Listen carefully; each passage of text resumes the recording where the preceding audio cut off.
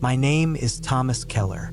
I was 32 years old when this happened. It was the fall of 2016. I just moved to Phoenix, Arizona earlier that year for a job in HVAC, and I hadn't really done anything for myself in months. Between long work hours and moving into a small one-bedroom apartment, I hadn't had a break in what felt like forever. I'd always liked camping. I grew up in Idaho, so I was used to the woods. Arizona was different. Hot, dry, and more desert than I was used to. But northern Arizona was a whole different story. I'd heard from people at work that the forested areas up north near the Kaibab Plateau were beautiful in the fall. Quiet, cold at night, lots of wildlife, but nothing too dangerous. Perfect for what I wanted. A few days away from people, work, and traffic, I picked a spot not far from Jacob Lake. It was about a 4-hour drive from Phoenix. I planned to be out there for 3 days, from a Friday to a Sunday. It wasn't an official campground, just a clearing I found after doing some research online. Other folks had camped there before, but it wasn't popular. That's what I liked about it. I left Phoenix early Friday morning. It was still dark when I loaded up my 2005 Tacoma with a sleeping bag, tent, water, some freeze-dried food, a few granola bars, a couple of beers, and my old .38 revolver. I wasn't expecting trouble, but I never went into the woods without it. There were mountain lions and the occasional bear, though most people said you were more likely to get a flat tire than run into anything dangerous. By the time I got to the forest road that led to the spot, it was around 10:30 a.m. The paved highway ended and I drove down a bumpy dirt road for about 40 minutes. Pines surrounded me on both sides, tall, thick ones, the kind that don't let much sunlight through once the sun starts dipping. I found the clearing around noon. It was bigger than I expected, probably 50 yards across, almost perfectly round, with dense trees on all sides. I could tell other people had camped there before.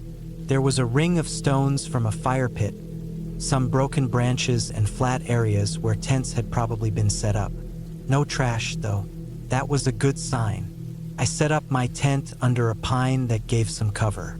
I rolled out my sleeping bag and put my gear inside. The air was cool, maybe in the mid-60s, and it smelled like pine and dry earth. That part was perfect. I felt a weight lift off my chest just sitting there. The first day was easy. I took a walk in the woods, maybe 2 miles out and back. Nothing intense. I didn't see another person the entire time. No cars, no voices, no planes o overhead. Just the sound of the wind moving through the pines and a few birds. There was something eerie about how quiet it was, but I liked it. That night, I built a small fire, cooked a bag of chili mac, and drank one of the beers. The stars were crazy bright. I stayed up a bit just staring up at them, but the cold eventually made me crawl into my sleeping bag. I had a hard time falling asleep. It wasn't that I felt scared. It was just too quiet. I was used to the hum of appliances, distant cars, that kind of thing. Out there, I could hear my own heartbeat. Every little crack or snap of a twig outside the tent felt huge. Still, I eventually dozed off. I woke up around 3 a.m. to the sound of movement outside my tent. Not loud, just soft crunching footsteps in the pine needles. Slow, measured. At first I thought it might be a deer or maybe a raccoon. I stayed still and listened. The steps circled the tent once, then again. Then they stopped right outside my side. I didn't move. I barely breathed. I didn't have my gun with me in the sleeping bag, but it was in the tent, not far from my head. I waited, trying to hear breathing, but there was nothing, just the sound of the wind high in the trees. Then the steps started again, slow and dragging, until they faded into the distance. I stayed awake for another hour, listening, staring at the dark ceiling of the tent. Eventually, I drifted off again. In the morning, I checked around the tent. No footprints that I could see, just a couple of scuffed up patches of pine needles. Could have been an animal, I told myself. A big one, maybe like a mule deer, But deep down, it didn't feel right. The steps had been too quiet, too human. I shook it off, made a small breakfast, and went for another hike, this time with my revolver in my pack. The second day was colder, cloudier too.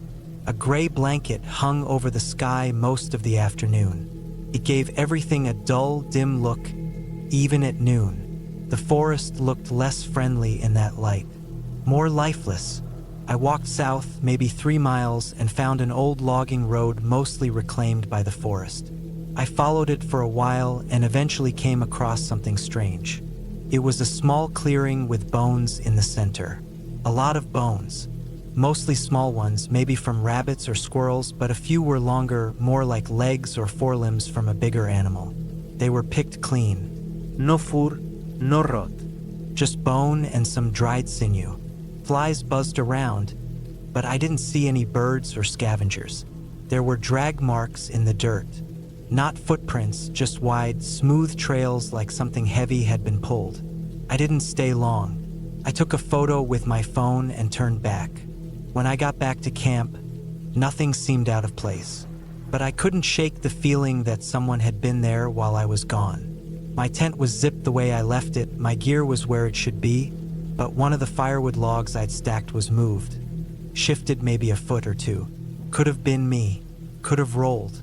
But I was sure I'd placed it flat. That night, I didn't light a fire. I didn't want to draw attention. I ate a cold granola bar and sat inside my tent, gun next to me. I listened. I waited. Around 1 a.m., I heard it again, those same soft steps. This time, they came from the direction of the trees behind the tent. They stopped and started, moved a little, then stopped again. Then I heard a sound that made my skin crawl. It was a voice, my voice, but wrong. It was low and slow and garbled, like someone trying to copy how I sound when I talk. But I hadn't spoken aloud at all during the trip. No one had been around me. No one could have heard me, said a word, just one. My name, Thomas, quiet, drawn out, like it was learning how to say it. I sat completely still. I didn't respond. My heart was pounding so loud I was sure it would hear it. The voice didn't come again. The footsteps didn't return. Eventually, after hours of silence, I fell into a light, uneasy sleep. In the morning, I packed up. Fast. I didn't eat, didn't even roll up my sleeping bag. Just stuffed it all into the truck and peeled out of that clearing. On the way back down the dirt road, I saw something that made me slam on the brakes. There was a figure standing in the trees off the road, maybe 30 feet in. I couldn't see their face, just a shape. They were tall and thin, with arms that looked too long. They didn't move, just stood there. I didn't wait. I hit the gas and didn't stop until I reached the main road. I didn't report anything. What would I say? I wasn't attacked. Nothing was stolen. I didn't even have proof someone was there, but I knew what I'd felt, and I knew what I'd heard. I haven't gone camping alone since. Not in Arizona. Not anywhere. Every once in a while, I think about what was out there, what it wanted, what it was trying to do.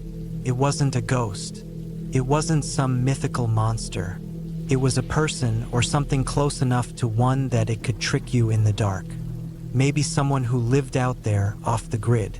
Maybe they watched people, learned how they moved, how they sounded. Maybe they copied. Maybe that's all they did. But that night, when I heard my name said back to me in my own voice, stretched and twisted, something in me broke. I'd never felt fear like that. Not before, not since. I still have the photo of the bones I found. I keep it on my phone, buried deep in the gallery. I don't know why. Maybe to remind myself it was real, that I wasn't dreaming. Because if I don't look at it once in a while, it all starts to feel like a bad dream. And I can't let myself forget. Not ever.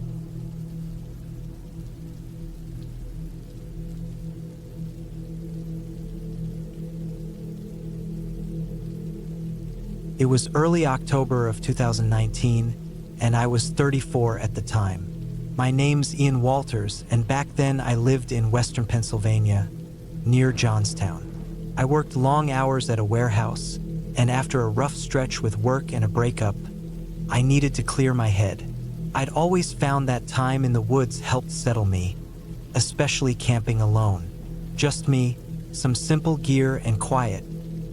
No one talking, no one asking for anything, no noise except the wind in the trees or the occasional rustle of some squirrel or bird. That weekend, I decided to head out to a place called Spruce Hollow Gorge, about 2 hours from where I lived. It's not a big tourist area, just part of the state game lands, mostly hunters or old locals who know about the spot. It's a steep-cut ravine with a small stream running through it and dense forest climbing the slopes. The area isn't marked well, but I had a paper topo map I trusted more than GPS, and I'd been there once before a couple years back. I parked my old Nissan Frontier at the edge of a gravel pull-off around noon and packed light. Just my small tent, sleeping bag, some freeze-dried meals, a compact stove, water filter, flashlight, headlamp, first aid kit, a knife, and a poncho in case weather turned. I also brought a small hatchet. I wore my hiking boots and layered with a fleece under a waterproof jacket. The forecast said slight rain late in the evening, nothing major. I figured I'd set up deep enough in the gorge to not see or hear a soul and be out before noon the next day. I started the hike in calm, cool weather. Leaves were already changing, yellows and reds hanging above me, some crunchy underfoot. There was no one else around. I followed the ridge trail down a sloping game path until I hit the stream at the base of the gorge. It took about 2 hours to find the spot I remembered. Flat enough for a tent, shielded by thick evergreens, with the stream trickling nearby. The air smelled like wet earth and pine needles, and the quiet was deep, broken only by the occasional gust of wind rustling the branches high above. By around 3 p.m., I had the tent set up, sleeping bag inside, and had already filtered some water. I collected dry sticks and branches and built a small fire pit with stones, though I knew I wouldn't use it much if the rain came. I ate a quick late lunch and sat on a log, staring into the woods, just listening. I thought maybe I'd read a bit or write in my notebook, but I was too tired from the week, so I just sat. It was peaceful. By 6 p.m., light was starting to fade fast behind the ridge. Clouds were thickening, and the temperature dropped. I had a bit of pasta from a pouch and cleaned up. I didn't see or hear anything odd all day. No people, no big animals. A few deer tracks near the stream, and one set of older boot prints, probably from a hunter earlier that week. Around 7 p.m., I turned in, wanting to be warm and dry before the rain started. The inside of my tent was cozy. My sleeping bag was warm, and the faint sound of the stream was soothing. I left the fly on the tent, just slightly unzipped at the top for ventilation, and kept my boots inside by my feet, along with the flashlight and my jacket. Somewhere around 9 p.m., I woke up to the sound of light rain, just a soft pattering at first. I checked my watch and lay there listening. I like that sound normally, it makes me feel tucked away from the world. But after maybe 10 or 15 minutes, I heard something else, something more than rain. It was like a crunch, distant, but definitely footsteps. Not the regular patter of rain or the snap of a falling branch. It had weight behind it. Then it stopped. Total silence again, except for the rain picking up. I froze, staring at the ceiling of my tent, holding my breath. I tried to tell myself it was probably a deer or a raccoon. Could have been anything. The woods echo strange sounds at night. But I had that feeling, that deep feeling in your gut when something isn't right. I sat up quietly and unzipped the tent a bit to look out. Pitch black, just shadows of tree trunks, some dripping rain, and the faint glow from the overcast sky. I flicked on my flashlight and scanned quickly outside. Nothing. No movement. No eyes reflecting back. I waited, watching. Still nothing. I zipped back up, feeling dumb for being spooked, but I kept my flashlight closer. Half an hour later, I heard it again, this time closer, still the same. A slow, deliberate crunch, like a boot stepping on wet leaves. Then another, then nothing. I didn't unzip the tent this time. I just stayed still, heart pounding. The stream was louder now with the rain falling harder, and wind was starting to pick up through the gorge. Every little noise felt sharper, more suspicious. I could feel my pulse in my neck. The worst part was the silence in between. Whatever it was, it didn't seem to move much or make any continuous sounds. Just single steps, then stillness, almost like it was waiting for something. An hour passed. The rain came in heavy bursts, and the wind blew hard enough to rattle the fly of my tent. But I didn't sleep. Couldn't. I just kept listening. My mind raced through possibilities. A bear, a person, even just falling branches. But it felt intentional. The steps weren't random. Around midnight, I thought I heard breathing. I swear I did. Just faint, but slow and steady, outside the tent, like someone standing still a few feet away. I held my breath again and strained to listen. And then, slowly, the breathing faded. I unzipped the fly an inch and looked again. Nothing but blackness and the falling rain. But this time, I kept my hand on the hatchet. For the next 2 hours, I heard nothing but the wind and rain. I think I nodded off briefly, but around 3 a.m., I woke to a new sound. A soft splash in the stream, right across from my tent, like someone stepping into shallow water. My heart felt like it stopped. I sat up fully, holding the flashlight, and turned it on quickly. I shined it toward the stream through the thin tent fabric. I saw something, just the faint outline of a figure, maybe 20 feet away, standing in the water, still as a statue. They didn't move. They were just standing there. I couldn't see details. Just a vague human shape, tall, maybe 6 feet, drenched, not moving, just facing my direction. I turned the flashlight off quickly, heart slamming. My hand trembled on the hatchet handle. I didn't know what to do. Should I yell? Run? Stay quiet? I didn't move. I didn't make a sound. After what felt like a full 10 minutes, I peeked again. Gone. The stream was empty. No figure. No splashing. Just rain. I stayed frozen in place for another hour, waiting for any noise, but there was nothing. When first light broke just before 6 a.m., I was already packed. I didn't even eat. I stuffed everything into my bag, kept the hatchet in one hand and the flashlight in the other, and hiked out fast. I didn't look back. Every noise behind me made me jump. By 8:30 a.m., I was back at the truck. I didn't see another person the whole way out. The tires were still where I left them. No sign of anyone else. I drove home in silence, hands gripping the wheel so tight they hurt. I never figured out who or what I saw. Maybe a hunter got lost and was wandering. Maybe someone camped nearby. Maybe they saw my light and wanted to scare me, or maybe they had no idea I was there at all. I'll never know, but I know what I saw. I know how still they stood. I know how it felt. I never went back to Spruce Hollow Gorge. Not because of ghosts, not because of legends, but because I think the scariest thing in the woods isn't a monster.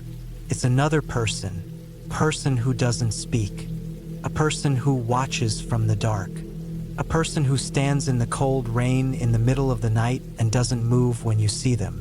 And maybe that person doesn't need a reason. Maybe they're just there, like the rain, like the dark, and maybe next time they wouldn't just stand there.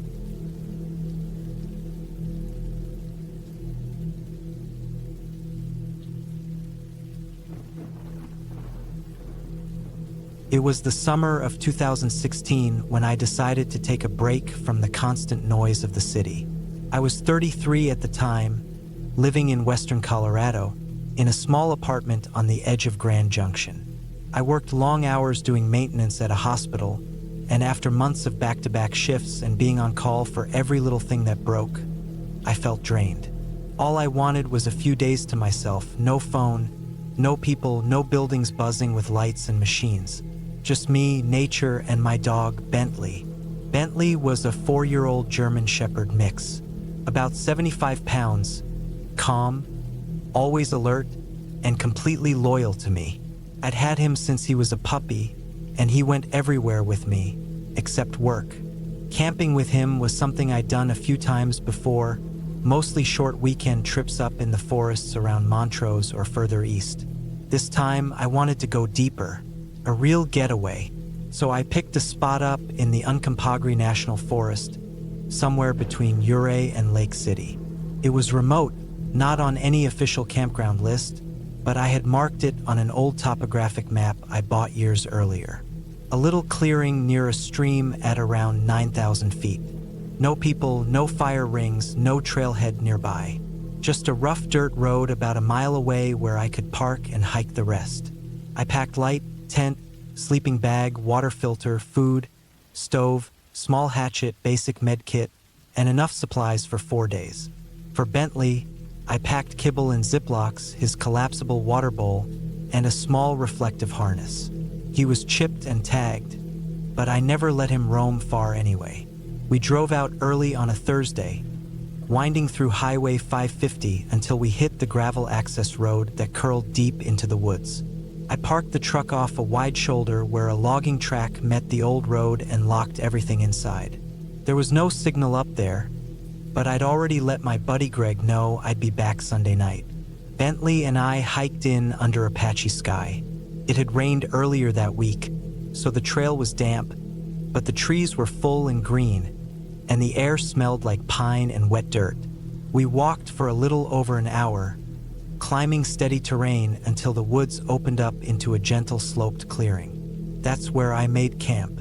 There was a narrow stream cutting through the middle, not much wider than 3 feet, but clean and flowing. Big rocks lined the bank. I pitched the tent under a group of aspen trees on the higher side of the slope, maybe 50 yards from the water. It was perfect. The first day was calm. I cooked some rice and beans on the little camp stove while Bentley sniffed around. He chased a squirrel at one point, but came right back. I set up my folding chair and sat under the trees for hours, reading an old paperback and listening to the wind. I didn't see a single person, didn't hear a single plane. By dusk, it was just me and Bentley sitting by the stream, watching the light fade through the trees. That night, I slept light. I usually do in the woods. It wasn't that I was nervous, but I'm a light sleeper, especially out where every noise feels a little louder. I had my small flashlight clipped to the inside of the tent and my hatchet within reach. Bentley slept next to me, curled up tight. Every now and then, I'd hear him perk up his ears or let out a small huff, but nothing serious. The woods were full of distant animal sounds, mostly harmless. Owls, crickets, the occasional snap of something stepping on sticks far off. The second day was more of the same, peaceful. I filled my bottle from the stream after boiling it, took a short hike up the ridge behind camp, and spent most of the day just walking and breathing. Bentley stayed close the whole time, tail wagging, happy just to be outside. We didn't run into anyone, and I didn't see any signs of other campers. That's exactly what I wanted. But that night, things felt off. It was maybe 2 or 3 in the morning when I woke up. Bentley was already up, sitting at the tent flap, rigid and alert. He didn't bark, but his ears were up and his whole body was tense. I sat up slowly, clicked on my flashlight, and whispered to him to settle, even though I knew he wouldn't listen if he thought something was wrong. I waited, holding my breath. I didn't hear anything at first, just the normal wind and rustle of trees. But then I noticed what was missing. No crickets, no frogs, nothing, just dead quiet except for the wind. I unzipped the tent slowly and peeked out. The moon was out, dim through the clouds, but enough to see shadows. Bentley stepped outside first, his body low.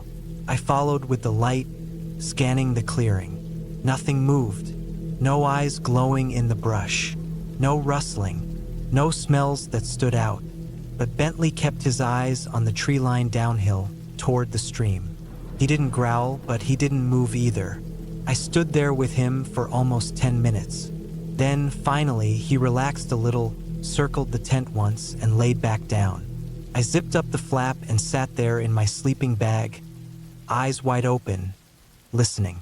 Eventually, I drifted off, but I kept waking up every hour, alert for something that never showed itself.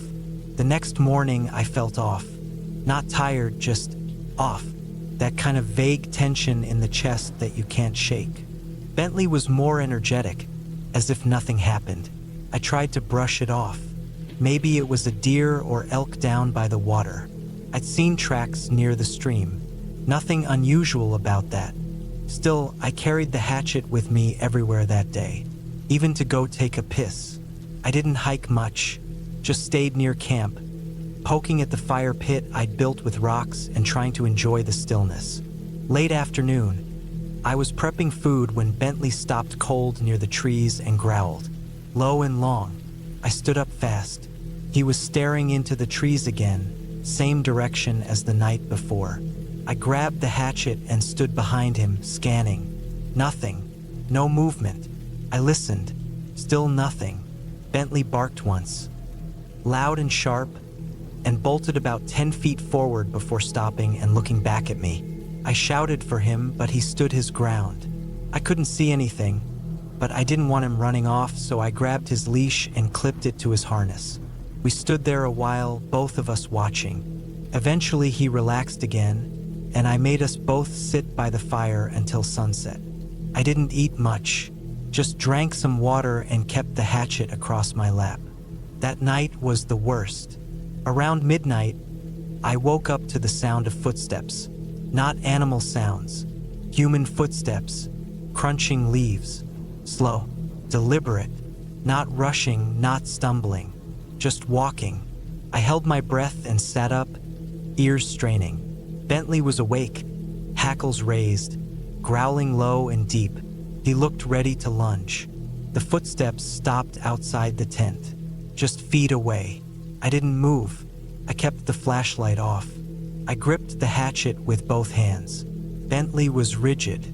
No voice, no sounds, just breathing. I could hear breathing.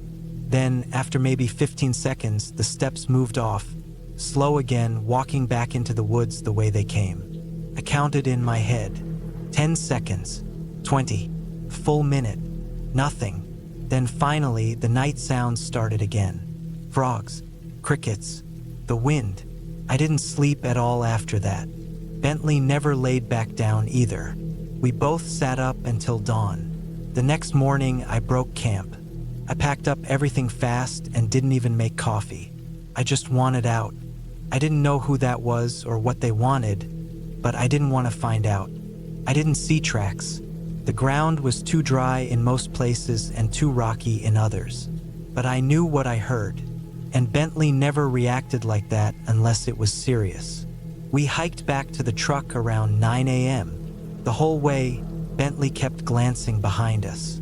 At one point he stopped and turned around, growling again. I didn't see anything, but the feeling was still there, riding my neck like a cold hand.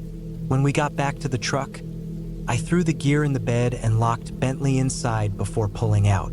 I drove the whole way home without stopping. Didn't even turn the radio on. Back in town, I called my buddy and told him I came back a day early. I didn't explain why. I didn't know how to. I wasn't sure what I would even say. I didn't see anyone. I didn't hear voices, but I knew someone was out there, watching, waiting maybe, and they weren't camping. They weren't hunting. They didn't make a sound, just stood there, right outside my tent, in the middle of nowhere. For a while after that, I kept going over it in my head. What would have happened if I had yelled out? If Bentley had barked louder? If I had opened the tent flap? I'll never know. But I've never camped in that spot again. Never went that deep into the forest again. Not alone. I still go on hikes, still take Bentley out to the lakes and short trails. But I always stay within reach of cell service. I always park where other people might pass through, and I always sleep light. That trip reminded me that the wildest thing out there isn't the animals or the storms or the cliffs. It's people. People who don't make a sound. People who know how to move without being seen. People who wait in the woods, not for fun, not for camping, but for something else. Bentley's older now, slower on the trails, but he's still got that instinct, and I still trust him more than anyone. Whatever was out there that night, he knew, and he didn't sleep either. That's why I don't go too deep anymore. Not because I'm scared of the dark, but because I've seen how easy it is to be out there, completely alone, and still not be alone.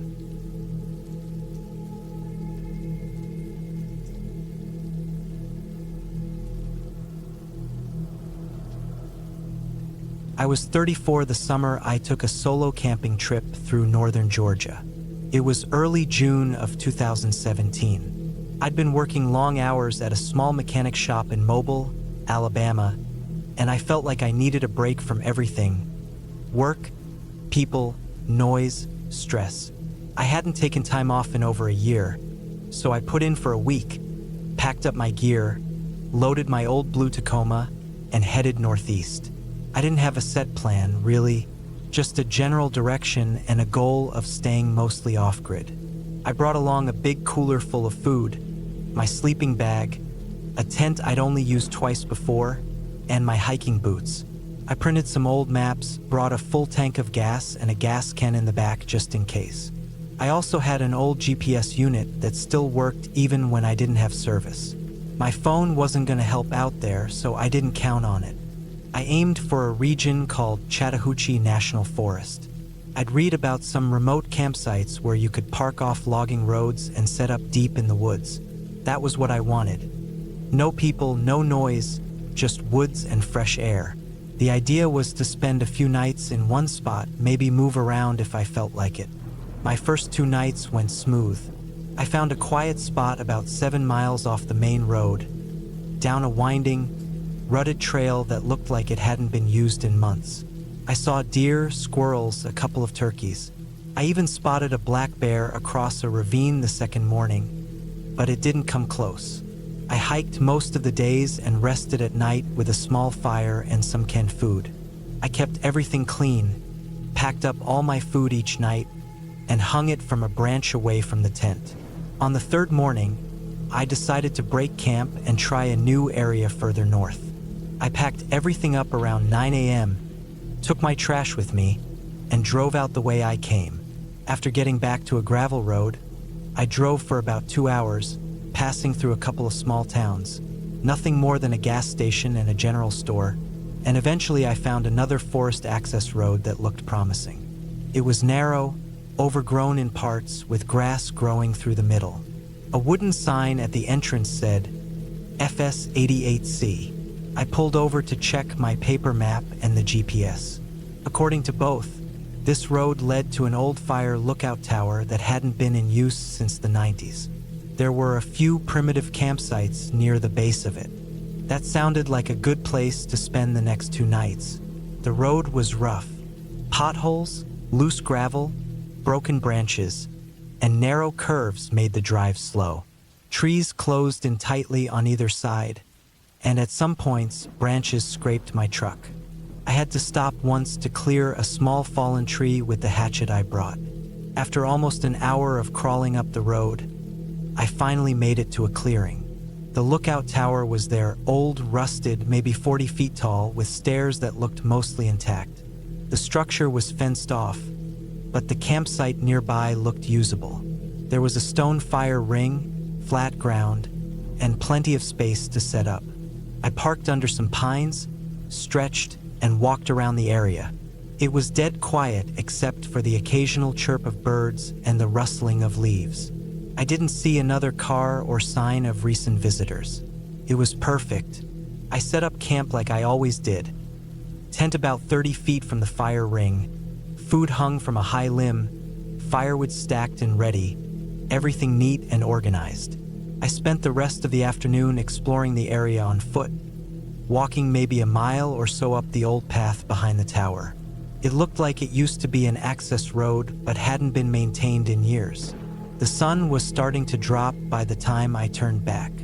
That night, I cooked some beans and rice on my little stove, read a book with my headlamp, and then lay in the tent listening to the wind in the trees. It felt peaceful, maybe a little too quiet, but I figured that was just how deep I was into the woods.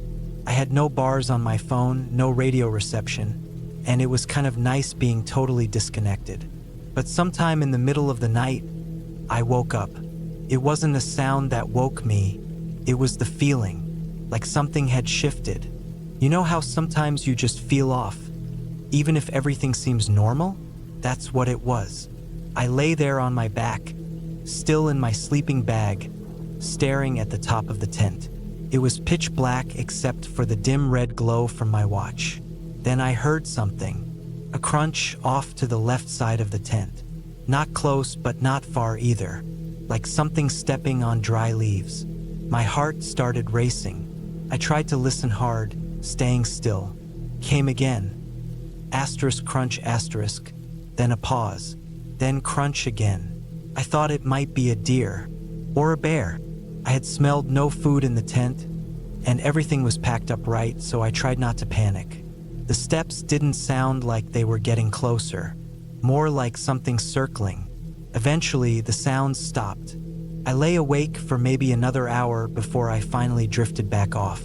The next morning, I got up early, walked around the area slowly, and looked for signs of what it could have been. I found no tracks, no broken branches, nothing that really stood out.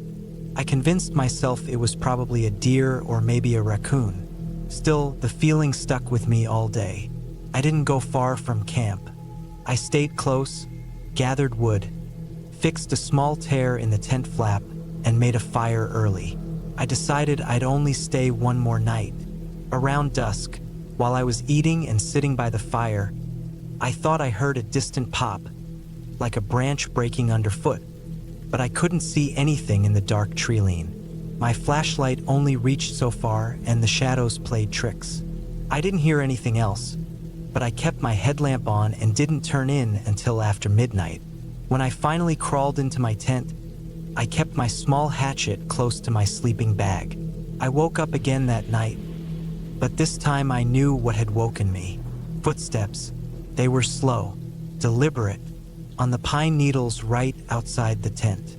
I held my breath, my eyes wide open in the dark. The steps stopped maybe 5 feet from the tent wall. I didn't move. I didn't even blink. Whoever it was or whatever just stood there. I waited. Then I heard the sound of breathing. Not loud, but steady. It was a person. It had to be. I froze completely, not sure what to do. I couldn't see through the tent fabric. My flashlight was buried in my gear. My hatchet was under my pillow. And then, without warning, I heard retreating steps, soft but steady, moving away from the tent. They didn't run. They just walked off like they weren't in any hurry.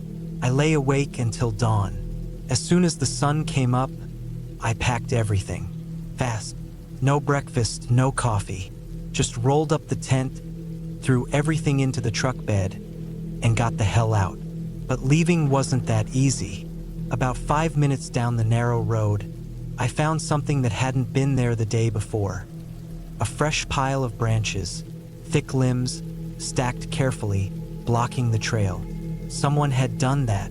That road hadn't seen other traffic in weeks. I was the only one out there. I got out, heart pounding, and started clearing the brush. I kept looking over my shoulder the whole time. Every sound in the woods felt like it was aimed at me. I must have cleared 30 or 40 pounds of branches. Finally, I drove on. Another mile down, I hit the second block. This one was worse, thicker. Logs, not just branches. One of them had a rusty nail sticking out of it. This time, I didn't get out right away. I just sat there in the truck, doors locked, trying to calm down. Then I saw movement in the woods. Just for a second, something low to the ground, ducking behind a fallen log maybe 20 yards in. I didn't wait after that. I backed the truck up about 50 feet, cut through some low brush, and went off-road around the pile. The Tacoma struggled, wheels spinning in the soft dirt, but it made it. I didn't stop again, not for an hour, not until I reached a paved road and got signal again. I didn't call anyone. I didn't report anything. I just drove to a motel, slept with the lights on, and left for home the next day. To this day, I don't know who was out there, but I know for sure I wasn't alone. That feeling, that heavy pressure of being watched, stayed with me for weeks. I still get jumpy if I hear branches snap at night. I haven't gone camping alone since.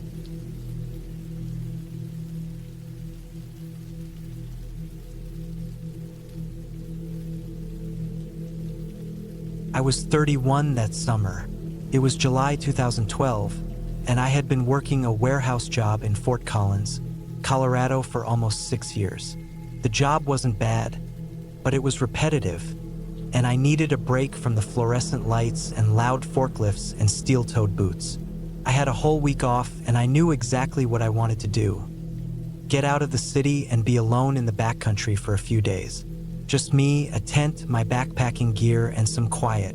I didn't want a campsite with bathrooms or families roasting marshmallows. I wanted isolation. I picked a spot northwest of Walden, somewhere out near the Medicine Bow Range, close to the Wyoming border but still in Colorado. It wasn't a popular trail. Not many people even knew about it. I'd found it online through an old backpacking forum, in a thread with only a few replies. Some guy mentioned it was hard to find but worth the effort. There was no maintained trail, no signage, just Forest Service roads and overgrown game paths. That's exactly what I wanted. Off-grid, quiet, no crowds. I left early on a Tuesday morning. The air was still cool when I drove out of Fort Collins, and traffic was light. I had everything packed in my old Subaru. Tent, sleeping bag, stove, water filter, bear canister, even a small hatchet I barely used. I stopped in Walden for fuel and a breakfast burrito from a gas station, then headed deeper into the woods.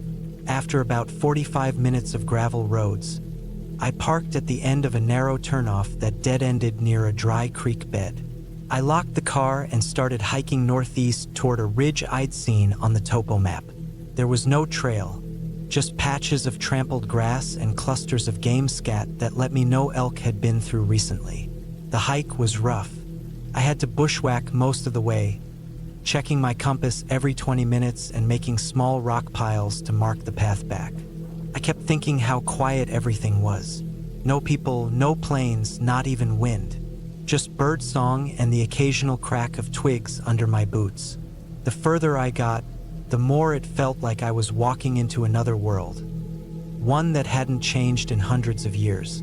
By early afternoon, I found a spot that felt right. It was a flat area on the edge of a small clearing, about 30 feet from a shallow stream. Tall pines surrounded the site, and there was a huge, moss-covered boulder nearby that I used as a windbreak. I pitched the tent, filtered water, and cooked a meal of rice and canned chicken on my little stove. I didn't have cell service, which I expected, so I turned my phone off and packed it away. The sun dipped behind the trees around 8, and I crawled into my sleeping bag with a book and a headlamp. Slept like a rock that first night. The second day was uneventful. I hiked around, took pictures of strange mushrooms, and followed the stream until it disappeared into a marsh. I saw elk tracks, but no actual animals. Just signs, scat, rubbed bark, broken limbs. I found a few old beer cans near a fallen log that looked like they'd been there for years. Maybe some hunters or teenagers had passed through once. I packed the trash out and headed back to camp. It started drizzling in the evening, so I stayed in the tent and wrote in my notebook for a while, then fell asleep to the sound of rain tapping the nylon walls. It was the third day when things started to feel wrong. I woke up early, maybe 6 a.m. It was foggy, really foggy. Couldn't see more than 50 feet in any direction. I got up, made coffee, and sat on the rock by the stream. Something felt off, but I couldn't explain it. It was like I was being watched. even though I hadn't seen another soul in 3 days. I told myself it was just my mind playing tricks on me. I drank the rest of the coffee, shook it off, and hiked out in a big loop, hoping the fog would burn off. I was gone for maybe 4 hours. When I came back, I noticed something small but strange. The corner of my ground tarp was lifted. Not a lot, just a few inches. It looked like someone had stepped on it or tugged it. I checked the tent, nothing missing. Air canister was untouched. Nothing obviously out of place. But I was sure I hadn't left the tarp like that. I always stake it down tight, especially in damp weather. Still, I told myself it could have been wind or maybe an animal nosing around. I convinced myself it was nothing and forced myself to relax. That evening, I heard something. Around 10 p.m., long after the sun had set and I'd zipped up inside my tent, I heard a soft crunch of leaves. Then silence. Then another crunch. It wasn't an animal moving through the brush. I know that sound: quick, light, erratic. This was slow and deliberate. Step, pause, step. I lay frozen in my sleeping bag, every muscle tense. I didn't move. I didn't even breathe. I just listened. The footsteps circled partway around the tent, then stopped. I waited, holding my breath, listening for the next sound. But there was nothing, just silence. Minutes passed, then maybe an hour. I don't know how long I lay awake, staring at the fabric above me, gripping the handle of my small hatchet. I didn't sleep much that night. In the morning, I checked the area around the tent. No tracks. The ground was dry again. No mud to hold impressions. I didn't see anything out of place, but I knew I hadn't imagined it. I know what I heard. I decided to stay one more night, then hike out the next day. I had planned for 5 days, but my gut was telling me something wasn't right. I packed my gear early, kept everything ready to go. I didn't hike far that day, just stayed close to camp, watching the tree lean, listening. I didn't light a fire that night, didn't want to draw attention. Ate a cold dinner and sat with my back to the boulder until dark. Then I climbed into the tent, zipped everything shut, and waited. Sometime after midnight, I heard footsteps again, this time closer. They came from the opposite direction. Same pace. Step, pause, step. I sat up slowly and grabbed the hatchet. The sound moved around the tent again, like someone circling it. Then it stopped. For a while, I heard nothing, just the pounding of my own heartbeat. Then, the sound of fabric, like something brushing the rainfly, a soft scraping. I held my breath. It lasted maybe 2 seconds. Then silence. I stayed like that until dawn. When the first light came through the trees, I unzipped the tent and got out fast. The first thing I noticed was a small rock, about the size of a grapefruit, placed on the center of the tarp. I hadn't put it there. I would have noticed it. I looked around, scanned the woods, listened. Nothing. No sign of anyone. But someone had been there, and they wanted me to know it. I packed up in 10 minutes. Didn't eat, didn't make coffee. Just threw everything into my pack, collapsed the tent, and started hiking. I didn't follow my usual route back.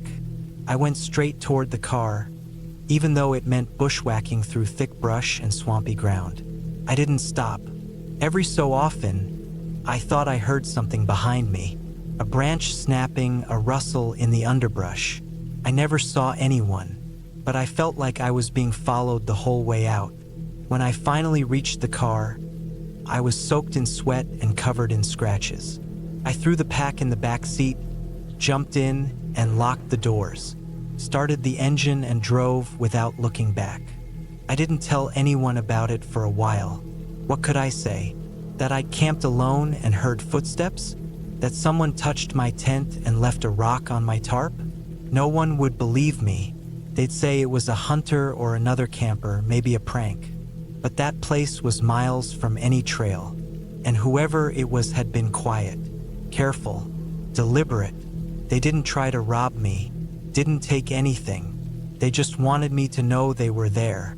A few weeks later, I looked up the area online again. There wasn't much. Couple of trip reports, nothing recent. But I did find an old forum post from 2009. Some guy had camped in the same general area. He mentioned hearing footsteps around his tent at night. Said he felt watched. He cut his trip short, too. Never went back. I still love the outdoors. Still go hiking, still sleep in a tent sometimes. But never alone. Not after that. I always bring a friend now. I pick marked trails, established campsites, places where other people are around. I don't care if I have to listen to kids screaming or someone playing music at the next site over. I'd rather hear that than footsteps in the dark. Whatever was out there in those woods wasn't a ghost or a monster. It was a man, quiet man, careful man, someone who knew how to move through the forest without leaving tracks. Someone who liked being unseen. And whoever he was, he didn't want me there. I still think about it sometimes. What would have happened if I'd stayed another night? If I'd opened the tent while he was standing there? If I'd been just a little slower packing up? Or taken a wrong turn on the hike out? I don't know, but I'm glad I didn't find out.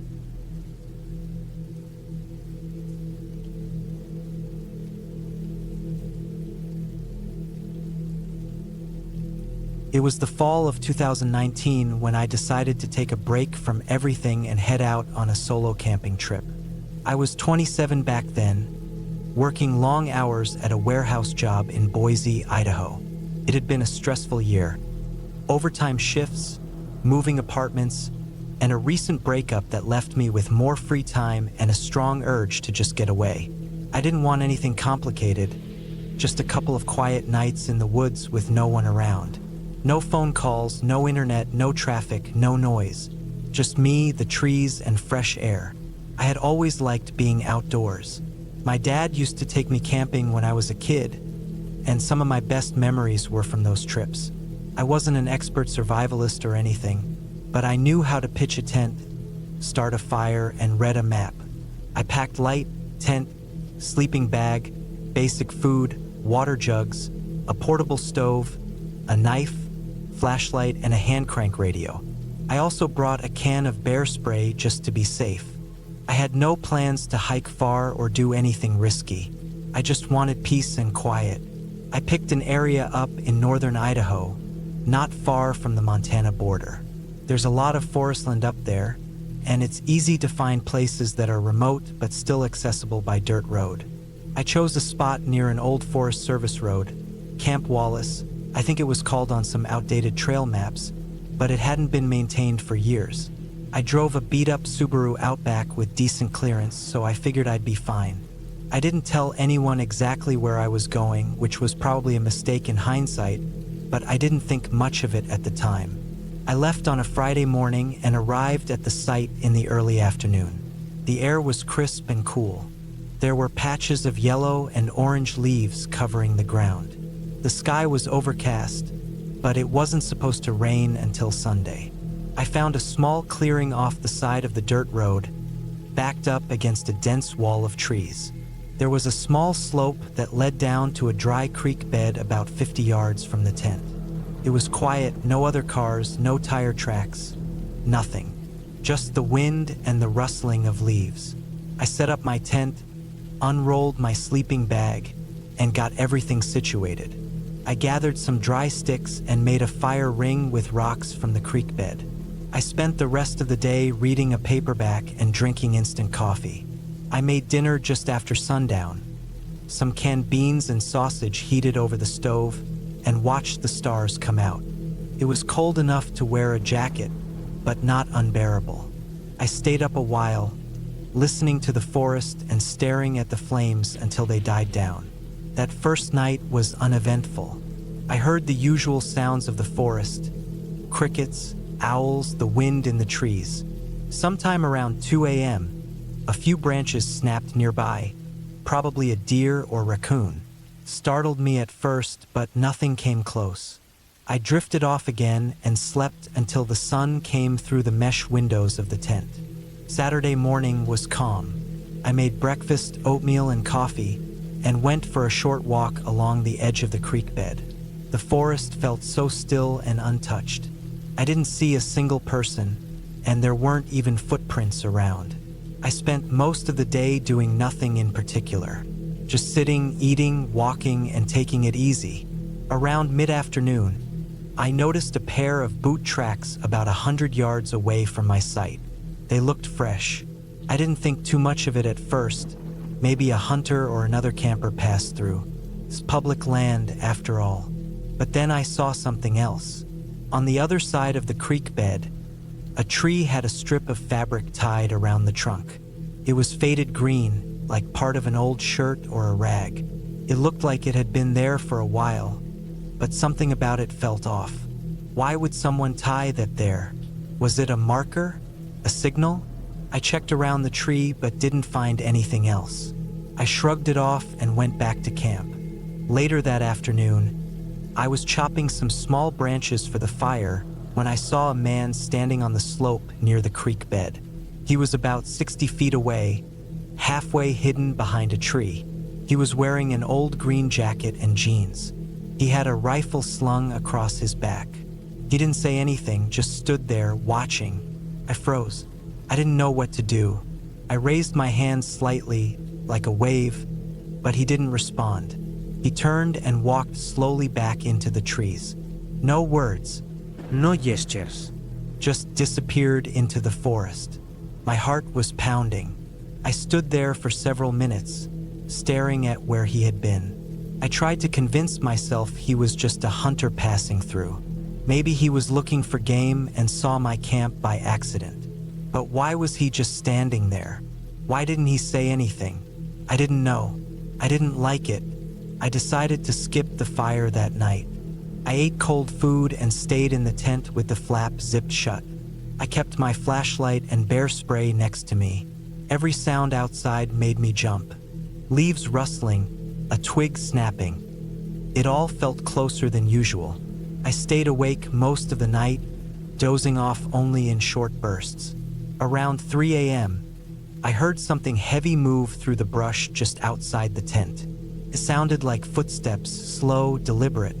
I held my breath and waited, heart pounding so loud I thought it would give me away. The sound stopped after a while. I didn't hear anything else until the sun started rising. Sunday morning came, and I was ready to leave. I packed up quickly, shoving everything into the car without much care. I just wanted to be gone. I was about to take down the tent when I noticed something on the far side of the clearing. A small pile of rocks neatly stacked, maybe 8 inches high. I hadn't seen it the day before. It hadn't been there when I first set up camp. Someone had been there. I didn't touch it. I didn't even go near it. I loaded up the last of my gear and started driving back down the forest road. A few miles out, I saw something else. In the middle of the road was a dead squirrel, freshly killed. Its head was crushed, and it had been placed right in the center of the tire tracks. Again, maybe just an accident, a random animal hit by a car. But I hadn't seen any vehicles, and it was so precisely positioned. Too precise. I didn't stop. I kept driving, trying not to think about it. When I got back to Boise, I told a coworker what happened.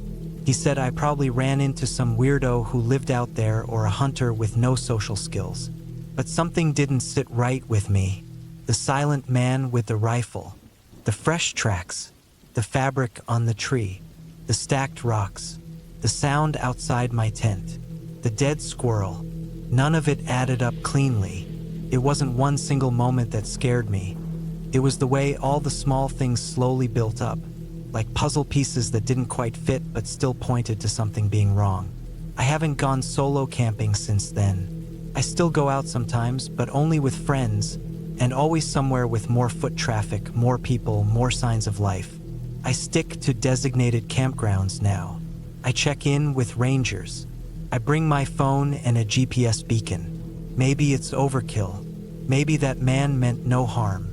But something about that trip made me realize how alone you really are out there.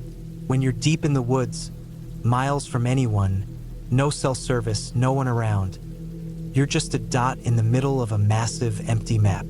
And if someone decides to mess with you, there's not much you can do. That man never said a word, never showed his face clearly, never approached, but he left signs. He let me know he was there, and that was worse than anything loud or aggressive. It was the quiet that made it terrifying. Sometimes, when I close my eyes at night, I still see that strip of fabric tied to the tree, or I hear those slow footsteps circling the tent. I know it's probably just paranoia, my mind filling in blanks, but still, I don't camp alone anymore. Not after that. Not ever again.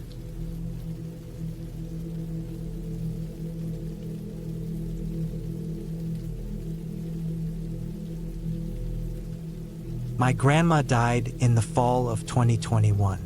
I was 27 back then, living alone in a small rental outside of Tulsa, Oklahoma.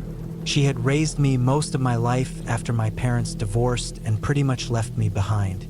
She wasn't perfect, but she was all I had. After she passed, I felt something I hadn't felt before.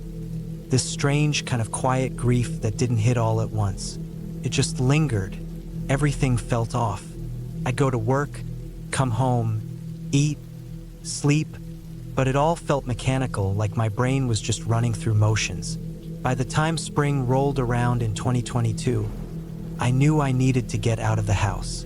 My job at the auto parts warehouse gave me some time off since I'd been working long shifts without calling out, and I figured I'd take a weekend to go camping. Grandma used to take me camping when I was little, nothing too wild, just simple trips to places like Lake Tenkiller or Beaver's Bend. I wanted something quiet like that, but away from people. I didn't want to talk to anyone. I didn't want to hear anyone. I didn't want to look at my phone or check email. I just wanted the world to shut up. I spent the Friday morning packing.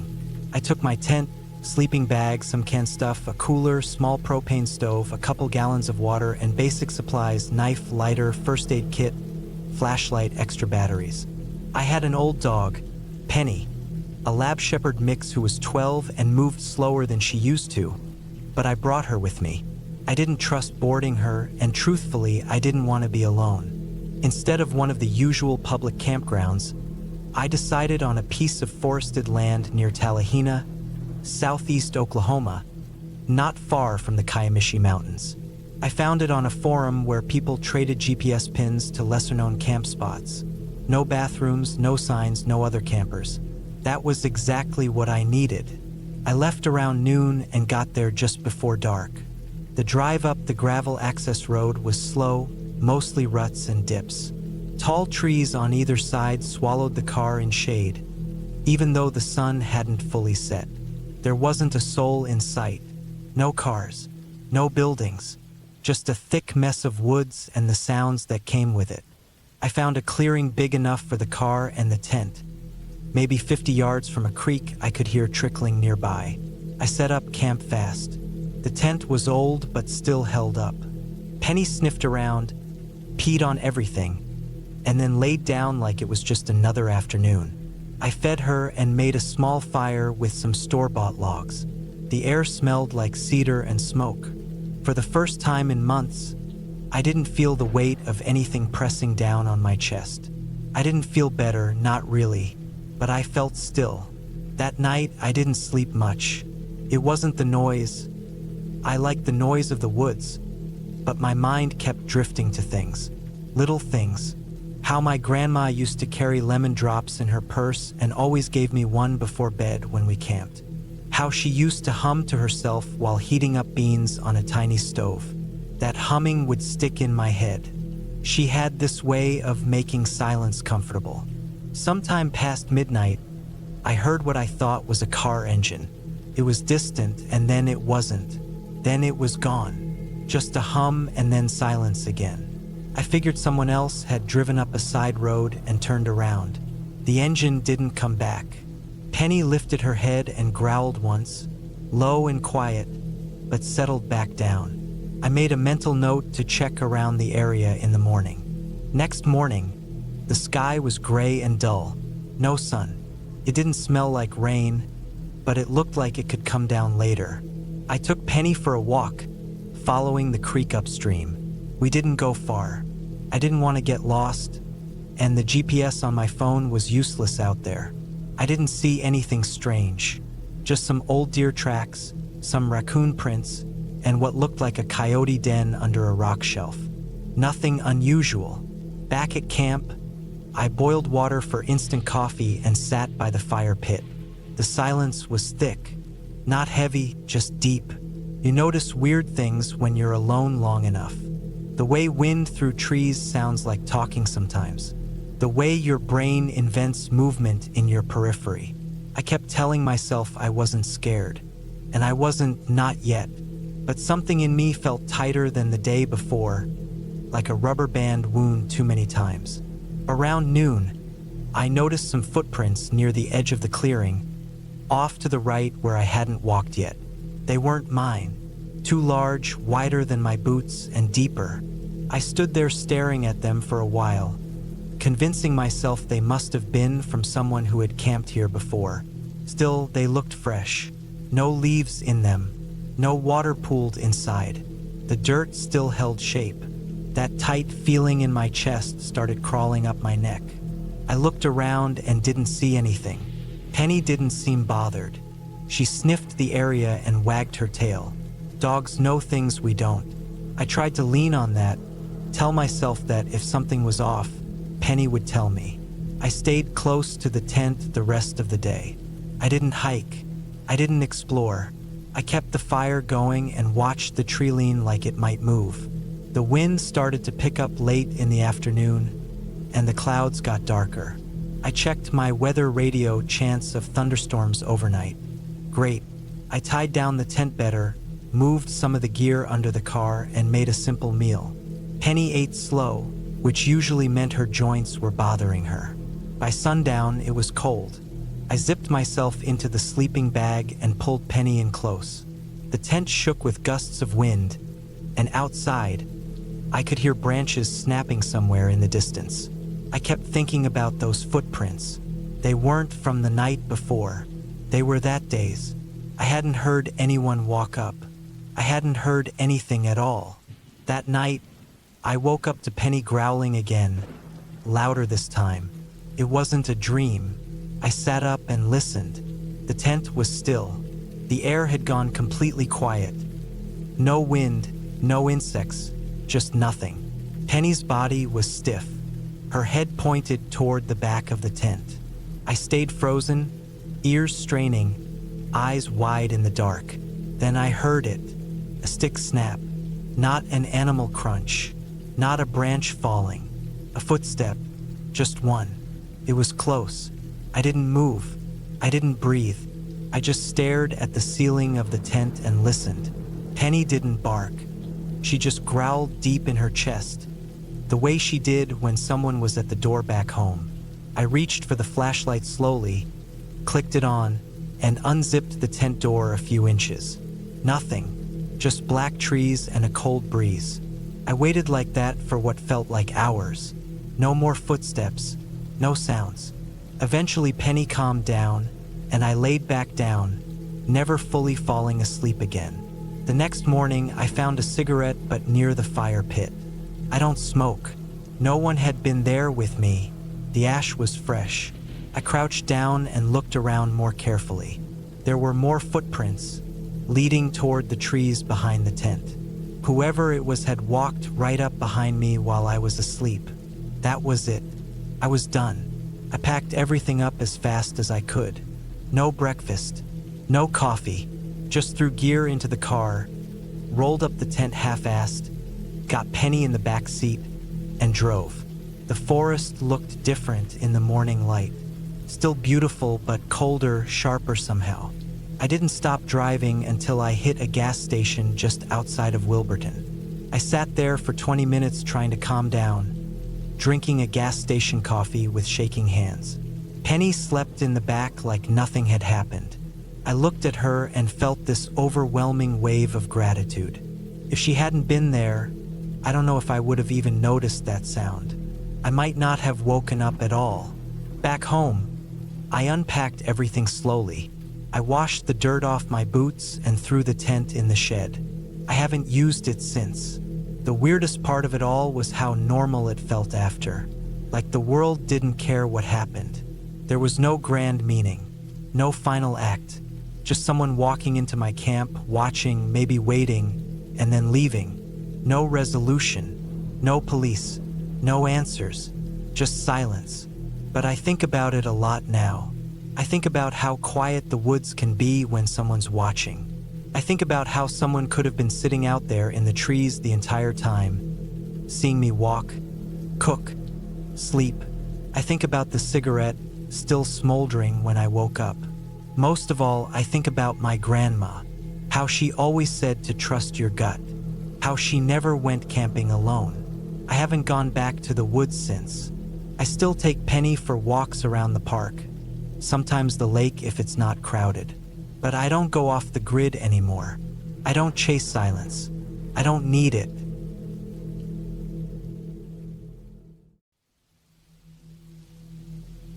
The year was 2018. I was 35, recently divorced, and living in a small rented flat in Newcastle.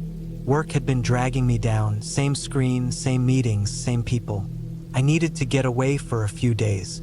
I wasn't in the mood to chat with anyone or sit in a pub with coworkers pretending to be cheerful. I wanted to clear my head somewhere quiet. I'd always loved hiking and camping, but I hadn't done it in years. Felt like the right time.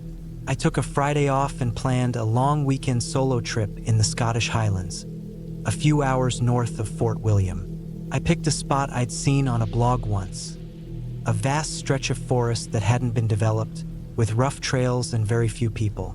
Sounded perfect. The author of the blog had mentioned a fork in the main logging road where they went left and found a peaceful valley to camp in. I made a mental note to find the same fork. I left early Thursday morning. The sky was overcast and stayed that way for most of the drive. By the time I reached the start of the trail, it was late afternoon. There was a small gravel area near a rotted wooden sign where I parked. The air smelled like pine and damp earth. I slung my pack over my shoulder, locked the car, and started walking. The first few hours were uneventful. I stuck to the logging road, which was mostly dirt and stone with a few patches of grass creeping through. It wound through dense woods, tall pines mostly, with the occasional birch. I passed a couple of old felled logs and what looked like abandoned equipment, rusted bits of metal half buried in the brush. The road split about 4 miles in, just like the blog had described. One path dipped left into the thicker woods, while the other continued straight. I hesitated for a second, but remembered the blogger said the valley was down the left side. So I took it. The path narrowed quickly and started to slope downhill. It wasn't muddy, but it was soft and overgrown in parts, like it hadn't been used much. I walked for another hour before I found a good spot to camp. A small clearing surrounded by trees, with a mossy rise on one side and a gentle stream trickling past the other. It was quiet in a way that made you notice every little sound. Branches creaking, water moving over rocks, the occasional chirp from a bird or rustle in the underbrush.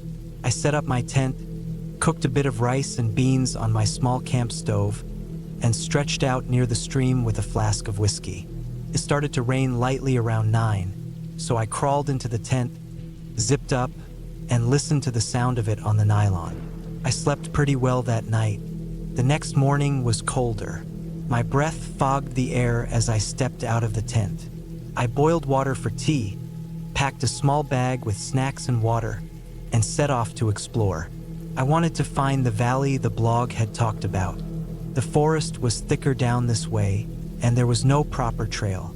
I followed the stream for a while, moving deeper into the woods. It was slower going than I expected.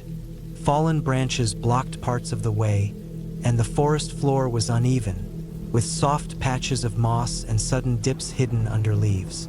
I walked for hours without seeing any sign of a valley, just more trees. Around midday, I stumbled on something odd. A fence. It looked old, made of rusted wire and thin metal posts, half-fallen in some places.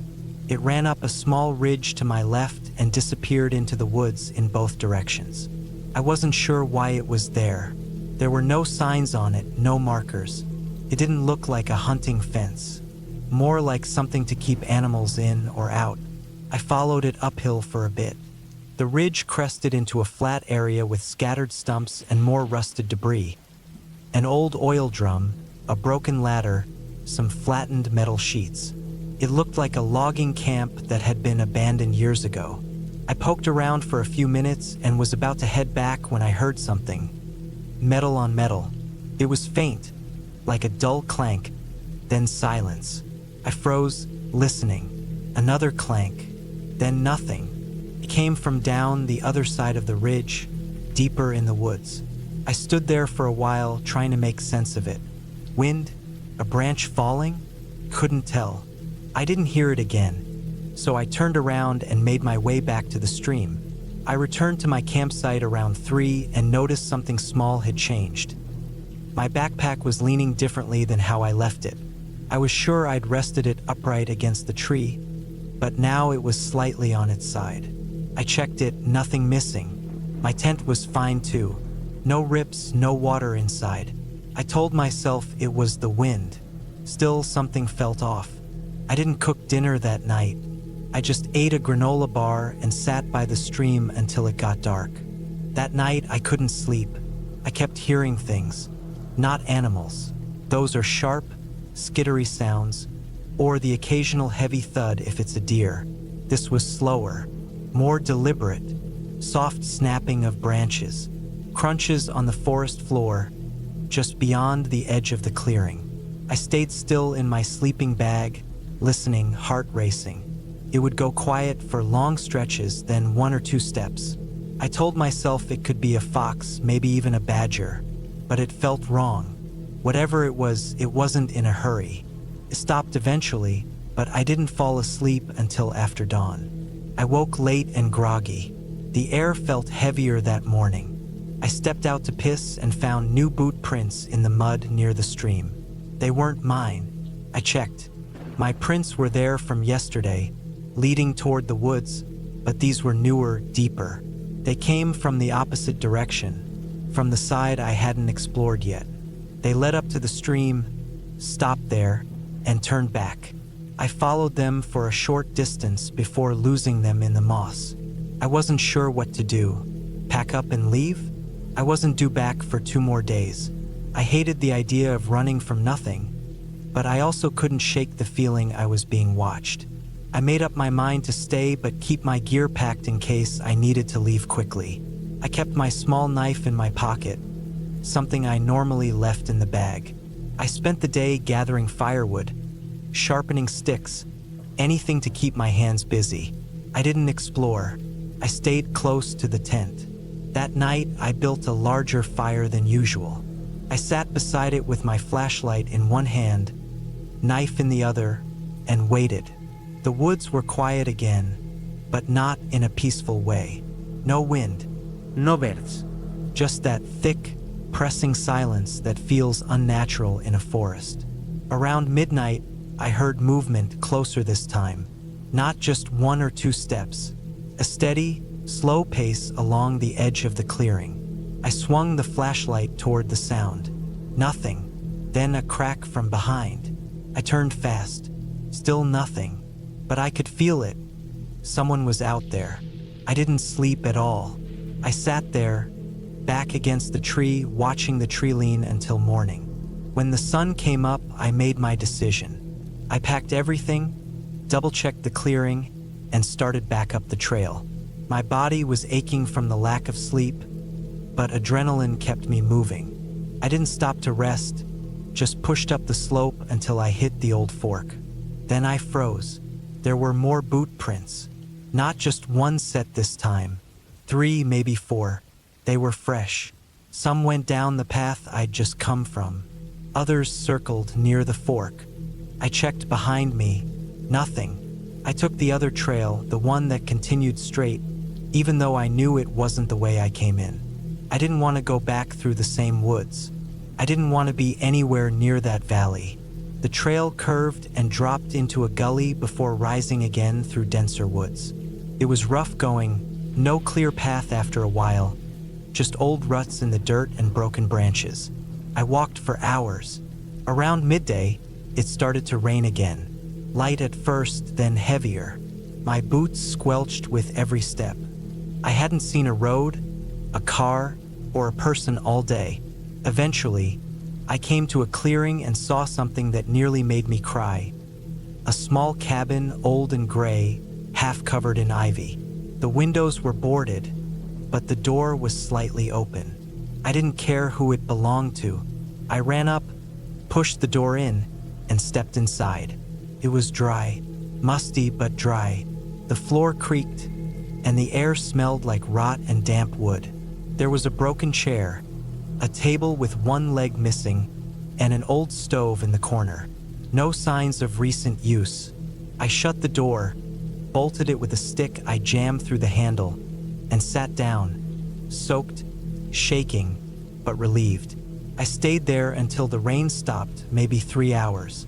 Then I headed back out and kept walking.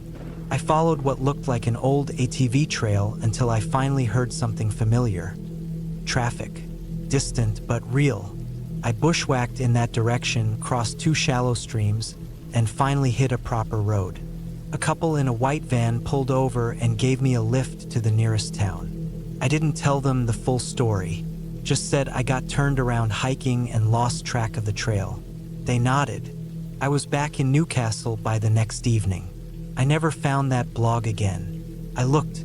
Nothing came up. Either it was deleted or I'd remembered it wrong. But I know I didn't imagine what I saw, what I heard, or those prints. I never went camping alone again after that.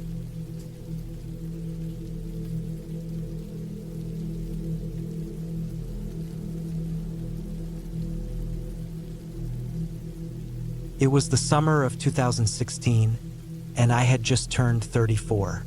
I lived in Harrisburg, Pennsylvania, working as a land surveyor. It wasn't a bad job, but it came with stress. Paperwork, deadlines, a boss who loved to hover but hated to help. I needed a break, a real one, not the kind where I just sat at home binging TV. I wanted quiet. No emails. No people. No noise except for trees swaying and the soft crackle of a campfire. That's how I ended up alone, deep in the woods of northern Pennsylvania, right around the Allegheny National Forest, close to a small place called Ludlow. I camped all over before, but never up that way. The landscape was beautiful, thick woods, quiet trails, endless space. I picked the spot based on a couple of online forums. Some people talked about a remote clearing about 6 miles off any official trails. It didn't have a name, but they just called it the spot behind the ridge. It wasn't on any park maps, but the GPS coordinates floated around online, like a secret. I drove up on a Thursday morning, a 2-hour drive north on empty roads. My Jeep was packed with all the usual stuff: tent, small hatchet, food, my camping stove, clothes, and a secondhand .38 pistol I kept for safety, not that I ever had to use it. I grew up around guns and took them seriously. It never left the locked case unless I was sleeping or hiking far from the car. I got there around 10 a.m., parked in a gravel pull-off that was nearly overgrown, and hiked 6 miles in with my pack weighing nearly 50 pounds. It was hot. Late July in Pennsylvania can feel like the tropics when the wind dies down. The trail wasn't really a trail. It was more of an old logging road, mostly washed out, littered with fallen branches, parts barely visible under tall ferns. I reached the clearing behind the ridge after almost 3 hours. It was exactly as described: secluded, flat, and quiet. No signs of people. No wrappers, no crushed beer cans, no fire pit. Just untouched ground and a few old trees that looked like they'd been through some storms. The closest water was a little creek about 15 minutes downhill. I remember standing there with my hands on my hips, breathing hard, smiling.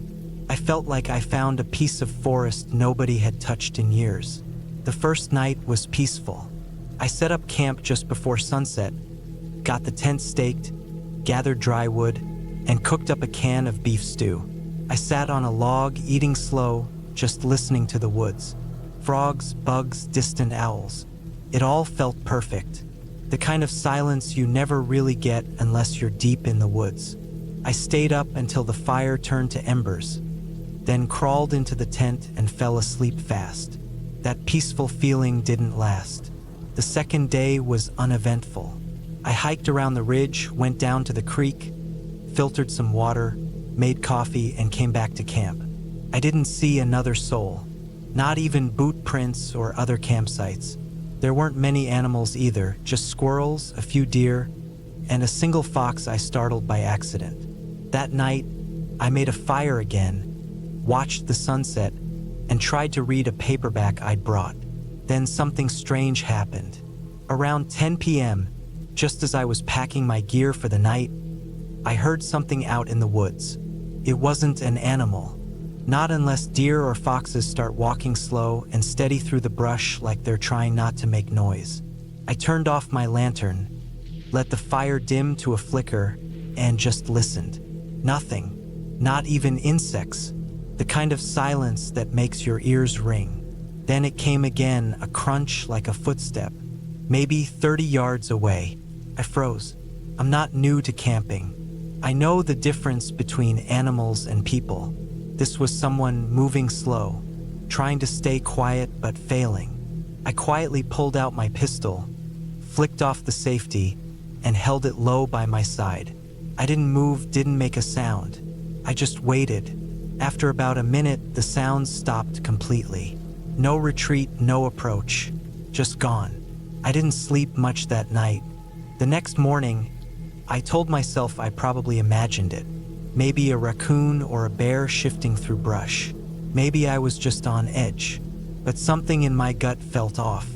I considered packing up and leaving, but I stayed. I was too stubborn to let one creepy night ruin the trip. That day, I hiked a wider loop, about 8 miles around the nearby ridgeline. I wanted to see if anyone else was out there. Maybe someone had camped nearby. But I saw nothing, no smoke, no trash, no camps. It was just empty forest. Still, when I got back to camp that afternoon, something didn't sit right. My firewood stack looked different. I'd left it in a small pile under a tarp, and now a few logs were scattered on the ground like someone had kicked it. I hadn't touched it. No wind, no storm, no animals big enough to drag logs around. My tent was untouched, and nothing was missing. But I got that weird tight feeling in my chest, like I was being watched. I sat with my back to a tree, pistol beside me, watching the forest. I told myself again I was overreacting, maybe just sleep deprived. But my gut was screaming. That night, I didn't light a fire. I didn't want to give away my position. I ate cold trail mix, climbed into the tent, and kept my shoes on. I left the pistol within arm's reach. I laid awake for hours, staring at the top of the tent. Sometime after midnight, I heard the footsteps again.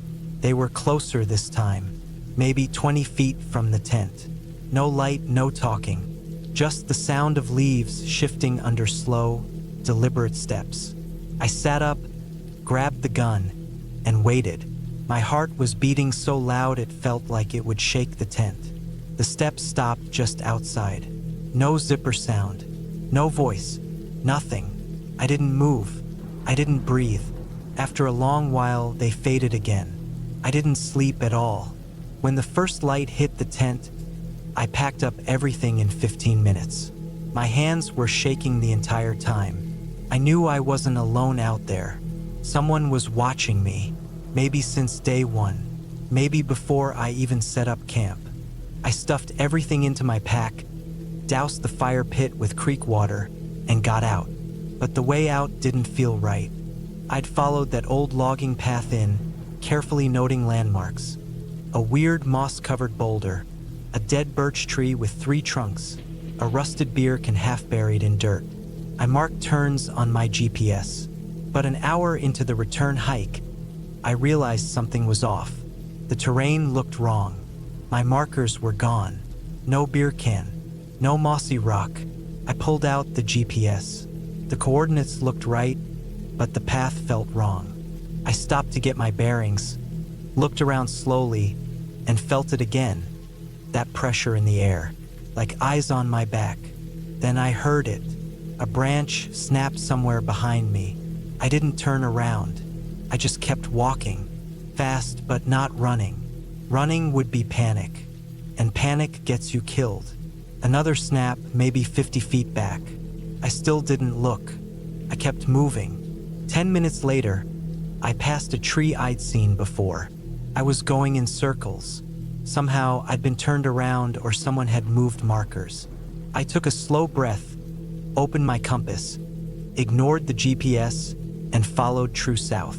I knew the road ran south. Even if I missed the car, I'd hit the highway eventually.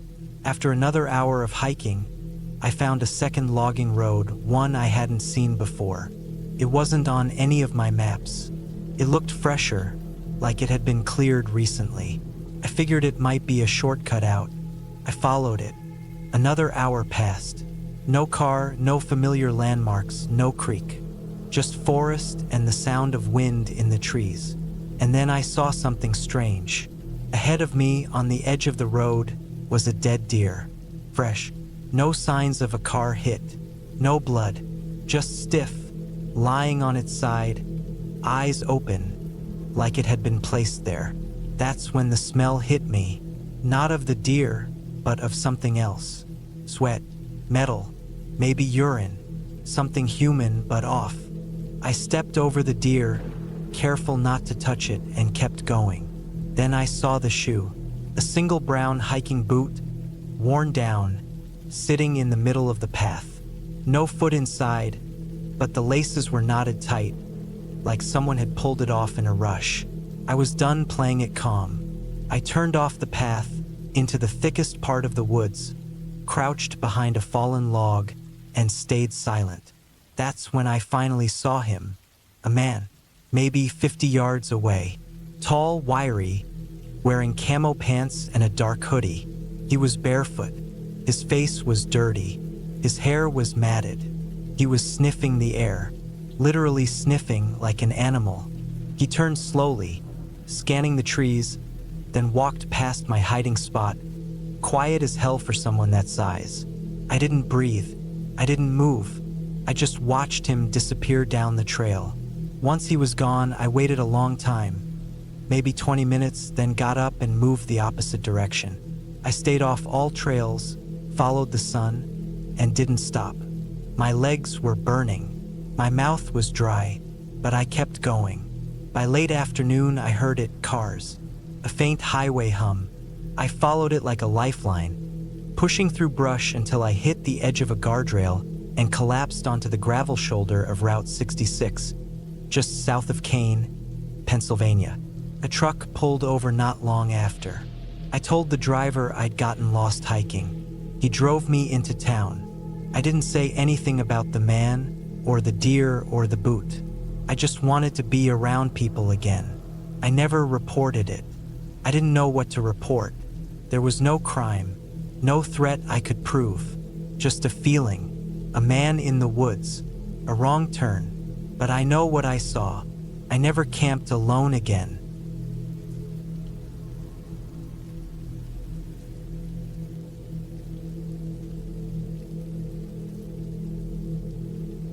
It was late October 2014 when I decided to take a solo camping trip into the Sangre de Cristo Mountains in southern Colorado. I had just turned 34 a few weeks earlier, and after a rough breakup and a move back to Pueblo from Denver, I needed a reset. I've been camping since I was a kid, usually with my older brother or my dad, but I'd done enough solo hiking and overnights to feel comfortable going into the mountains on my own. That part of the state always felt like home to me. Quiet, untouched, simple. I picked a spot I'd been to before, but not for years. It was about 5 miles off a Forest Service road, down an old game trail that opened up to a clearing with a small stream running nearby. You could only get there by foot, and most people had no idea it even existed. I remembered it being peaceful, surrounded by tall pines and cottonwoods, with rocky cliffs on one side and thick forest on the other. I packed light. My old canvas tent, a sleeping bag, enough food for 3 days, a camp stove, a small axe, and a hunting knife. I carried a 9mm pistol too. Not for people, really, just in case of mountain lions or bears.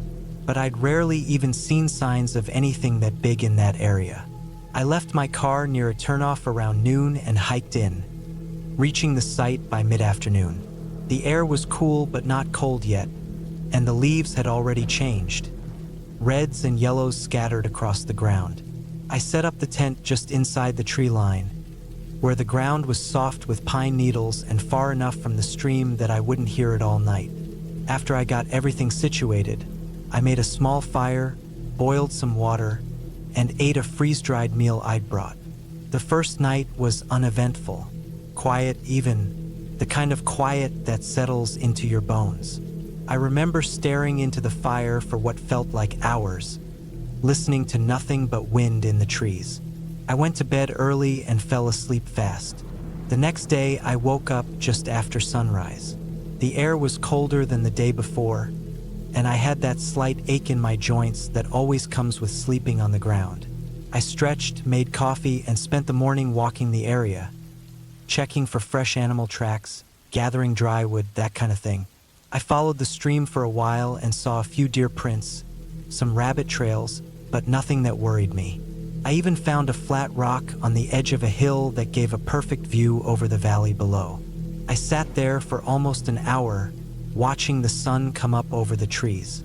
By the time I got back to camp, the wind had picked up a little, and I noticed something odd. Nothing big, just a weird feeling, like I was being watched.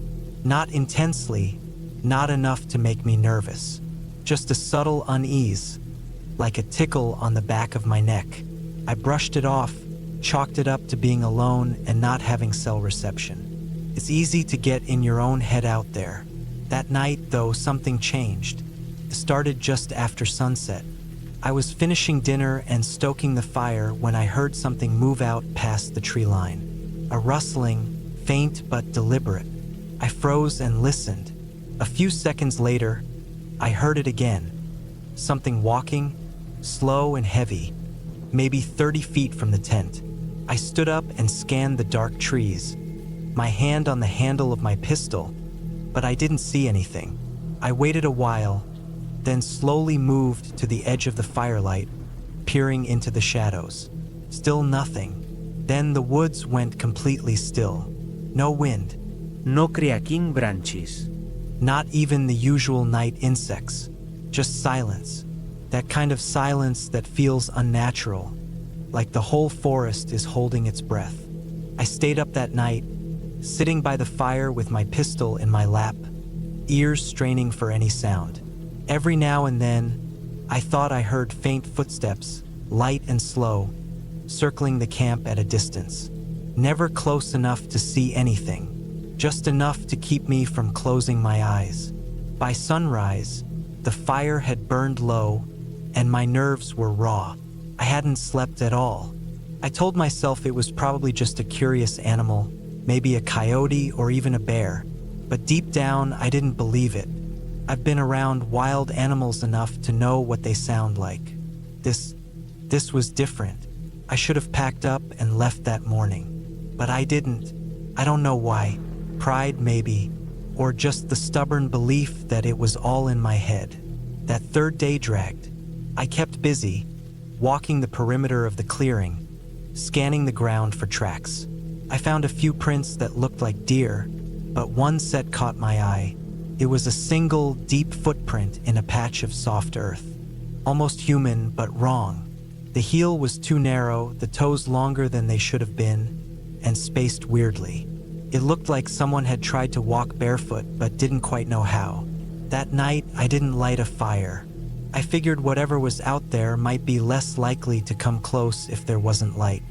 I ate cold food and sat inside the tent, gun in hand, listening. Around midnight, I heard it again. This time, the steps were closer. Slow, deliberate, crunching leaves, snapping twigs. I held my breath and peeked through the small mesh window in the tent. The moon was out, casting just enough light to see the edge of the clearing. That's when I saw it. It was standing just at the edge of the trees, half in shadow. First, I thought it was a man, tall, thin, naked. But the longer I looked, the more I realized something was off. Its limbs were too long. Its arms hung past its knees. Its head was slightly cocked, like it was listening, and it didn't move. It just stood there, facing the tent. I stayed perfectly still, afraid to blink. It must have stood there for 5, maybe 10 minutes. Then it crouched, fast, almost like it collapsed, and disappeared into the brush without a sound. I didn't sleep that night either. When morning came, I packed up camp in record time. My hands were shaking as I rolled up the tent and stuffed it into my pack. I didn't eat, didn't even stop to fill my water bottle. I just wanted to get out of there. The hike back to the car should have taken about 2 hours. Took nearly 4. I kept stopping, listening, checking behind me. I swore I heard footsteps several times, always behind me, always just far enough back that I couldn't see anything when I turned. Once, I thought I saw movement between the trees, something tall slipping behind a trunk. But when I stopped to look, it was gone. When I finally reached the car, I practically threw my gear into the back and peeled out.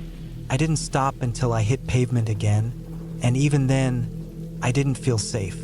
Back home, I didn't tell anyone what happened. Not at first. I didn't want to sound crazy. Couldn't explain it, not really. I didn't know what I'd seen. I still don't. But it wasn't human, and it wasn't an animal. Over the next few weeks, I had nightmares. Woke up in a cold sweat. The image of that figure at the edge of the trees burned into my mind. I kept all the windows in my apartment shut and locked. I started carrying my pistol everywhere, even in town. I didn't sleep well for months. Eventually, things got better. The nightmares stopped. I went back to work, tried to forget, but I never went camping again. Not alone. Not anywhere near that part of the mountains. A few years later, I met a guy at a hardware store in Pueblo. Older, mid-50s maybe. We got to talking about hunting and hiking, and I mentioned the Sangre de Cristos. He paused, gave me a look I'll never forget. Said he used to hunt up there, but stopped after something strange happened to him in the woods. He wouldn't say what, just that he'd never go back. I knew then I wasn't the only one. It's been over a decade now, and I still think about that night, that figure, that feeling in the air. I've tried to rationalize it, tell myself it was just a trick of the light or a sleep-deprived mind. But I don't believe that. I believe something followed me, not just in the woods, but out of them. A few times since, I've caught that feeling again. At night, alone in my apartment. That silence, that cold prickling on the back of my neck, like I'm being watched. Maybe it stayed behind, maybe it didn't, but I never go into the mountains without a reason now. And I never go alone. Whatever that thing was, it knew I didn't belong there. And I think deep down it was trying to make sure I never came back.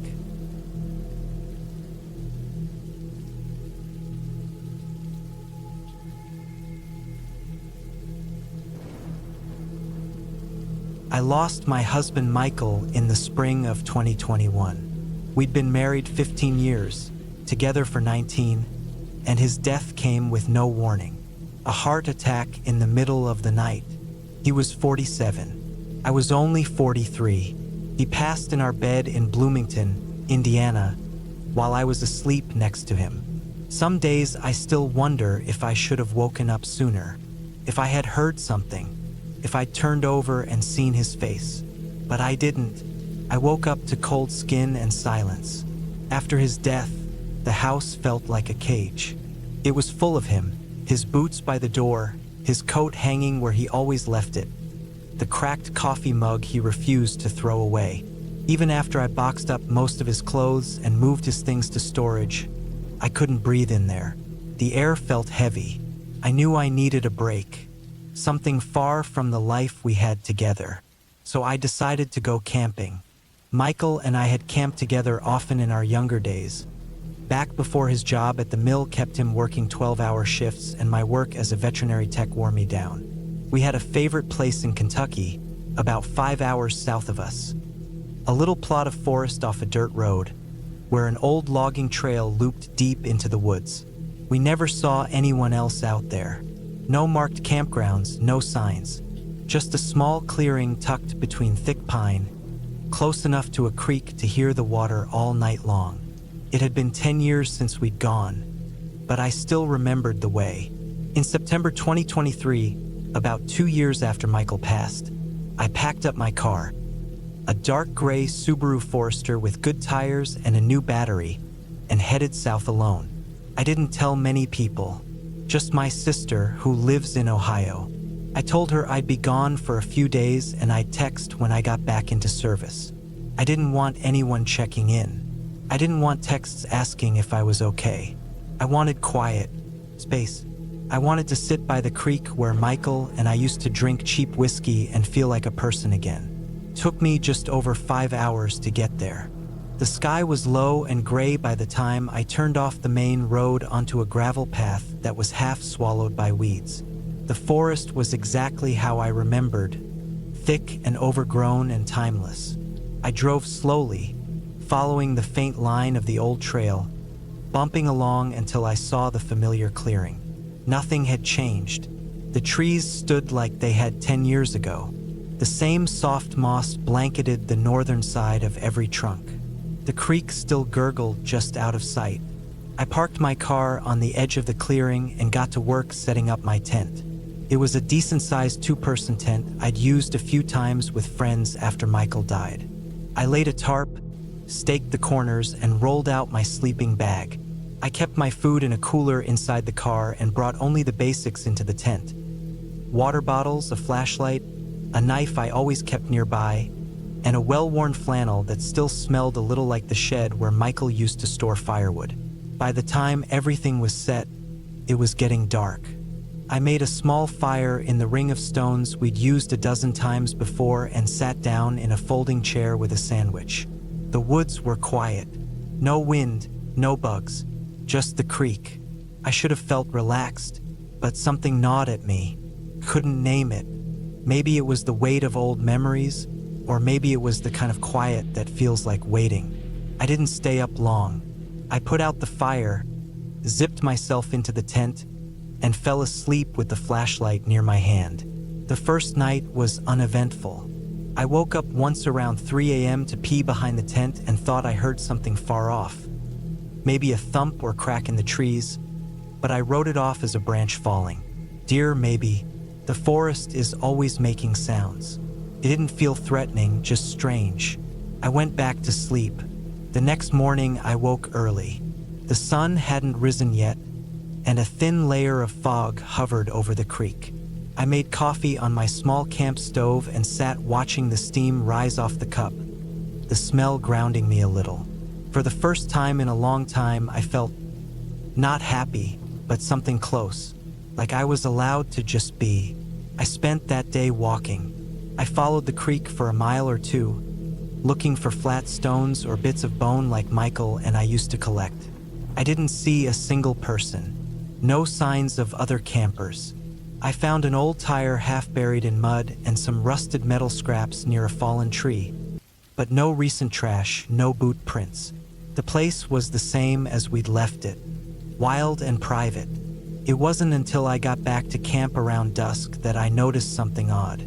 I'd left my chair folded beside the tent that morning. I always do that so it doesn't collect dew. But when I got back, it was open and sitting in front of the fire pit. Not far, not thrown, just open, facing the tent. I stood still for a long time. My first thought was that I'd forgotten. Maybe I left it out by accident. But I was certain I hadn't. I always folded it. It was muscle memory. And the chair wasn't just open. It had been placed deliberately, right where I usually sit at night. I checked the car. Nothing missing. The cooler was untouched. The tent was zipped up, no signs of anyone else. Still, something in my stomach tightened. I packed everything back into the car except for my sleeping gear and knife. That night, I didn't light a fire. I lay in the tent in the dark, listening. Every crack of the forest had a new edge. Couldn't sleep. At around 1 a.m, I heard something again. This time, it wasn't far. It was the sound of a footstep. Not a branch snapping, not an animal rustling. A human footfall. Heavy. One. Then another. Then nothing. I lay frozen, my hand on the knife, my ears straining. I couldn't see outside. My flashlight was off to avoid drawing attention. My heart was hammering so hard I could barely breathe. Nothing happened. No more steps.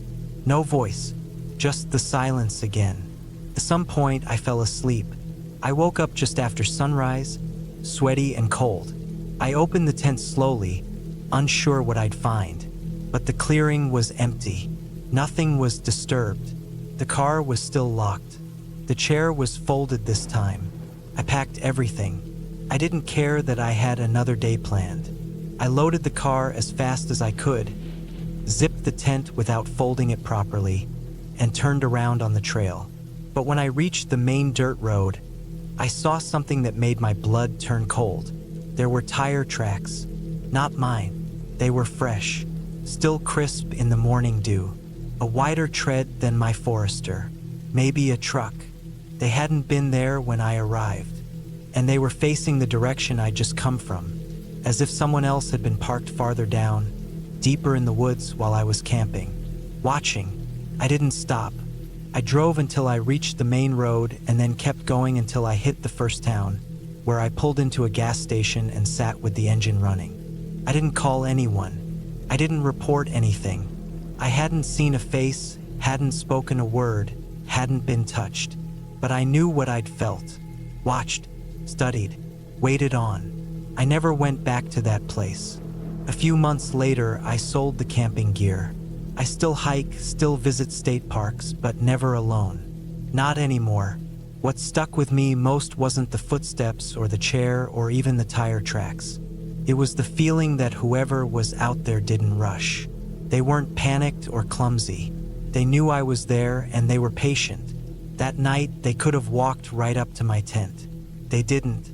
They waited, like they had all the time in the world. I think sometimes people don't need a reason to do something awful. They just wait until the right moment. I don't know what would have happened if I'd stayed one more night.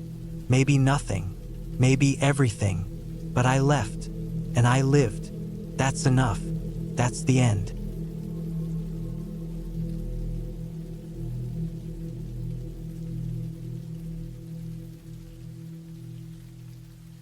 I was 33 when I decided to take a few days off from work and camp out alone. It was early October 2014. I worked long hours in a warehouse near Birmingham, England, loading and unloading shipments all day. My back hurt constantly, and my knees cracked every time I stood up too quickly.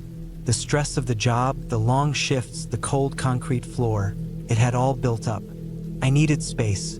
I didn't want to go to some packed campground with kids screaming and dogs barking. I didn't want to go to a beach or a hotel. I just wanted quiet, to be away from people for a while. An old coworker of mine, Martin, had a family farm about 2 hours west near Ludlow. I hadn't seen him in years, but we'd kept in touch loosely on Facebook. I messaged him asking if I could camp out on his land. I offered to pay too, since I didn't want to impose. He told me I didn't have to pay anything and said there was more than enough space. He warned me the land was big and mostly unused these days, and that the back end of it hadn't been worked on in years. That was exactly what I wanted. I packed up my gear, tent, sleeping bag, torch, gas stove, water, knife, a small hatchet, and a folding chair. I brought enough dry food for 5 days. Porridge packets, tinned beans, crackers, oats, trail mix. It wasn't a survivalist trip, just me needing to disappear for a bit. I left early one morning and drove through winding country roads until I found the gate Martin had told me about. He wasn't going to meet me there, He said just to go ahead and let myself in. The gate was old wood, one hinge loose, and it creaked as I pushed it open. It didn't really close behind me either, but I figured it didn't matter. I followed a narrow dirt track between tall grass and overgrown hedges for maybe 10 minutes, bumping along slowly in my car. Eventually, I came to a large open field surrounded by trees. There was a rusted water trough on one side and a small hill rising on the other. Perfect, quiet place. I got out, stretched, and started setting up my tent. The first day was peaceful. I read a book, wandered the fields a bit, and cooked some beans on the gas stove. At night, the wind picked up, and I could hear it moving through the trees. I wasn't scared. I liked it, actually. Being alone out there made me feel small in a good way. The stars were bright. No light from houses or cars. Just me and the night. But the second day, something started to feel off. It began in small ways. That morning, I walked to the far end of the field and found an old trail that led through some dense trees. I followed it, thinking I'd find more open land on the other side. But instead, I found a clearing. In the clearing was a shed. It looked like it had once been painted red, but the color had faded almost entirely. The roof sagged in the middle. The door hung loose on its hinges. There were scratch marks on the wood, deep, long ones, down the front and on the sides. At first, I assumed it was animals, maybe deer or badgers, but some of the marks were too high up for that, higher than my head. That gave me pause. I walked around it slowly, looking through the cracks in the wood. The inside was dark, but I could make out what looked like farming tools. Rakes, spades, rusted bits of metal. I didn't go inside. Something about it made me uneasy. It didn't look dangerous, just wrong, like it had been forgotten for too long. I turned and walked back to my tent. I couldn't stop thinking about that shed, though. Stuck in my mind all day. When the wind blew at night, I thought I could hear something thudding in the trees. Maybe an old branch, maybe not. I told myself not to be paranoid. On the third day, I went back to the shed. I don't know why. Curiosity, I guess. The door had moved since I last saw it. Not open, but more ajar than before. I thought maybe the wind had done it. I stepped closer and looked again through the gap. I could see something else now. A sack on the floor, something stuffed inside. I couldn't tell what, but it didn't look like tools. I didn't go in. I don't know why. It was broad daylight, but I couldn't bring myself to push the door open. I decided to walk deeper into the woods instead, away from the shed. I hiked for a while, maybe 30 minutes, until I came to a fence that marked the property boundary. On the other side, I could see another field, completely empty. I turned around and headed back. When I got to the shed again, the door was fully open. That stopped me in my tracks. The wind wasn't that strong. It hadn't even picked up. The door had definitely been more closed when I walked by it earlier. I looked around the trees. Nothing. No movement. No animals. No people. But I had that crawling feeling at the back of my neck, like I was being watched. I didn't sleep well that night. I kept waking up to sounds in the distance. A low, dull thumping sound. Once, I thought I heard something like breathing just outside my tent. I sat up, holding my knife, barely breathing myself. I didn't move the flap. I just listened. After a while, the sound stopped. I waited until dawn before I left the tent. There were boot prints in the mud near my tent. That was the moment everything changed. They were clear, deep, and they weren't mine. The tread was different, larger, heavier. Someone had been standing just feet from where I slept. My hands shook as I lit the stove that morning. I didn't eat much. I couldn't stop staring at the trees. I packed up a few things and drove to the nearest petrol station, about 20 minutes away. I used the payphone to try Martin, but there was no answer. I thought about leaving right then, but I talked myself out of it. Maybe it was a farmhand. Maybe I was overthinking it. I went back. I should have left. That night, I didn't sleep at all. I didn't even try. I sat in my folding chair outside the tent with my torch and knife, staring into the trees. Around 2 in the morning, I heard it again. Thudding, faint at first, then louder.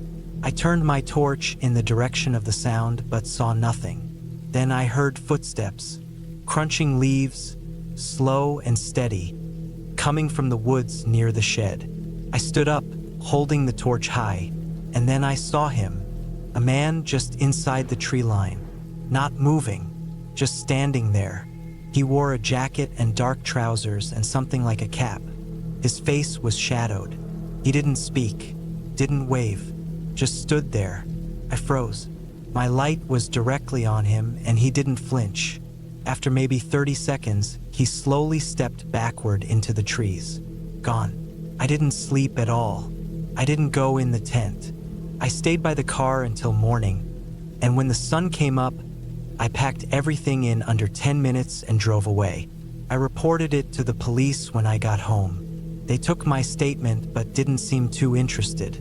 I followed up with Martin, who told me that part of the property hadn't been touched in years.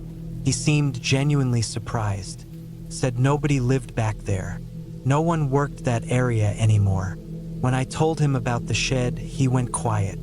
He said, "I think my granddad built that before the war." I asked him about the sack inside. He said he didn't know what I was talking about. I never went back. I deleted my social media a year later. I moved to a different town. I started working in a smaller place closer to the coast, far from the Midlands. I try not to think about that shed, but sometimes, when the wind's right and the house is quiet, I remember the man's silhouette. The way he just stood there, not moving, watching me, like I was the one who didn't belong. I don't camp anymore. I haven't been in the woods since. There are things out there that aren't ghosts, aren't monsters, and aren't made up. Just people. People who live in the cracks, on the edges, deep in places no one bothers to look. And some of them, I think, don't want to be found. I was lucky. That's what I tell myself. That whatever he wanted, he changed his mind. Or maybe he was just waiting for the right moment. But I didn't give him that chance. I got out, and I never looked back.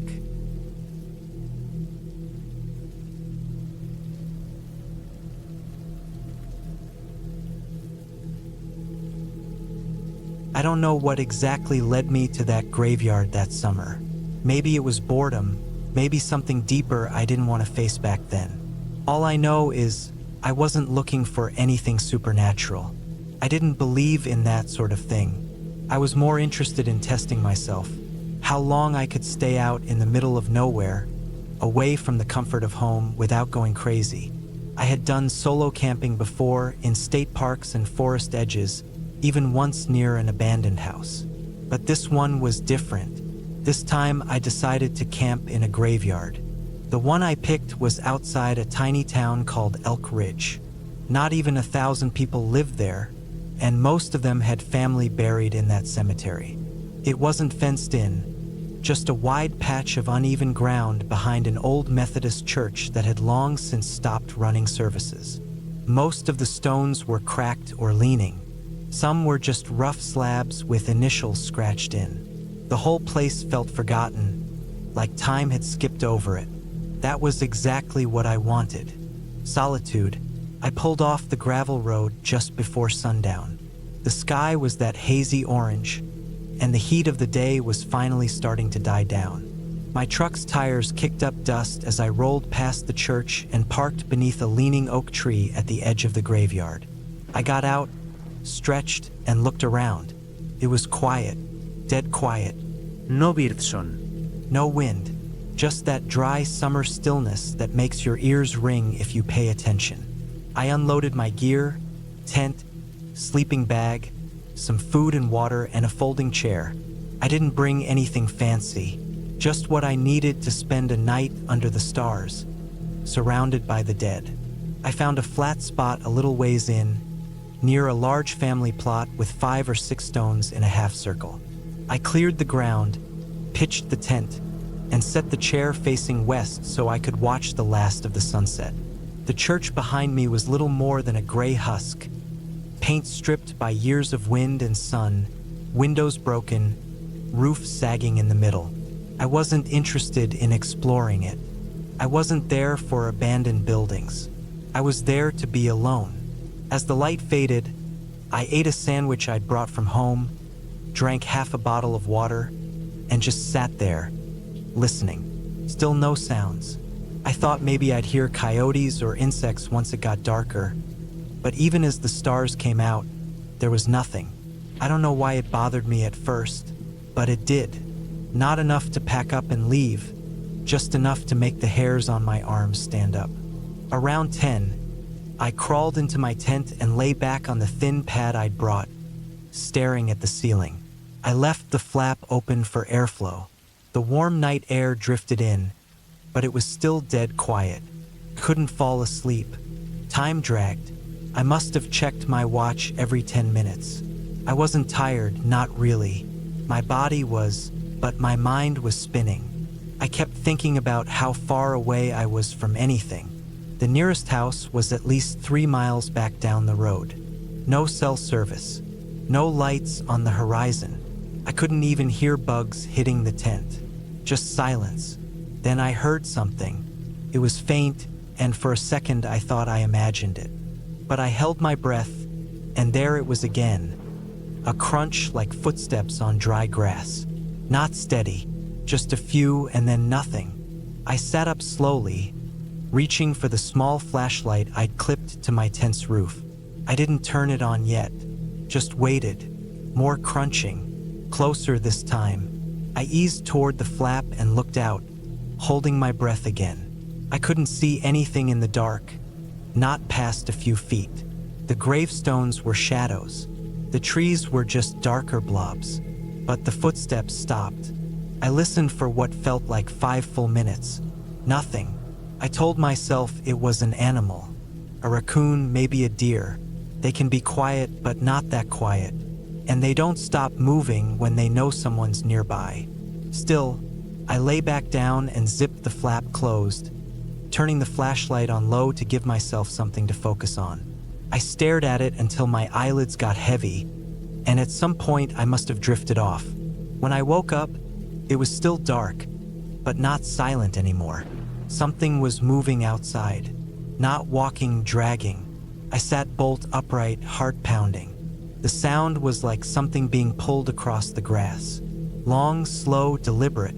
Not wind, not animal, something else. I turned off the flashlight and pressed my ear to the side of the tent. It was right outside. I didn't move, didn't breathe, just sat there frozen, listening to whatever was out there slowly circling the tent. I could hear dry grass bending under its weight. I could hear the shift of whatever it was dragging. Maybe a bag? A piece of wood? I don't know, but it circled the tent once, maybe twice, and then it stopped. The silence that followed was worse than the sound. I waited for what felt like an hour. I didn't hear it leave. I didn't hear anything, just silence again. When the first light of dawn finally broke through the nylon, I unzipped the flap and stepped out. My legs were shaking, my mouth was dry, and my heart was still racing. There were marks on the ground.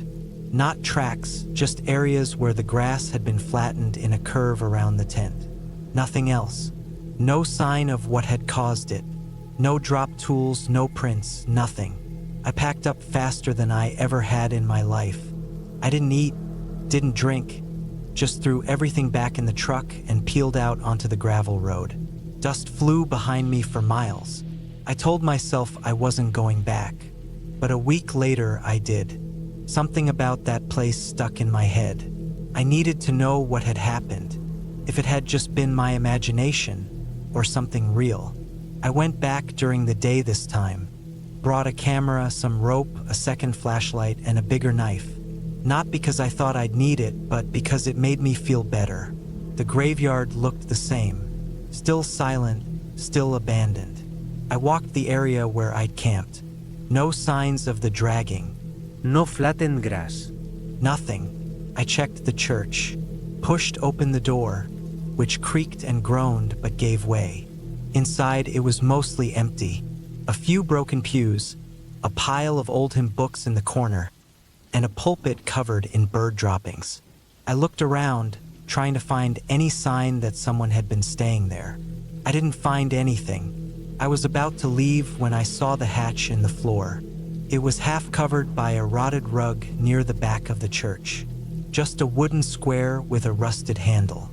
Pulled it open. Took some effort, and it let out a groan like a dying animal. A dark square of air opened beneath me. Old wooden steps led down into the black. I hesitated.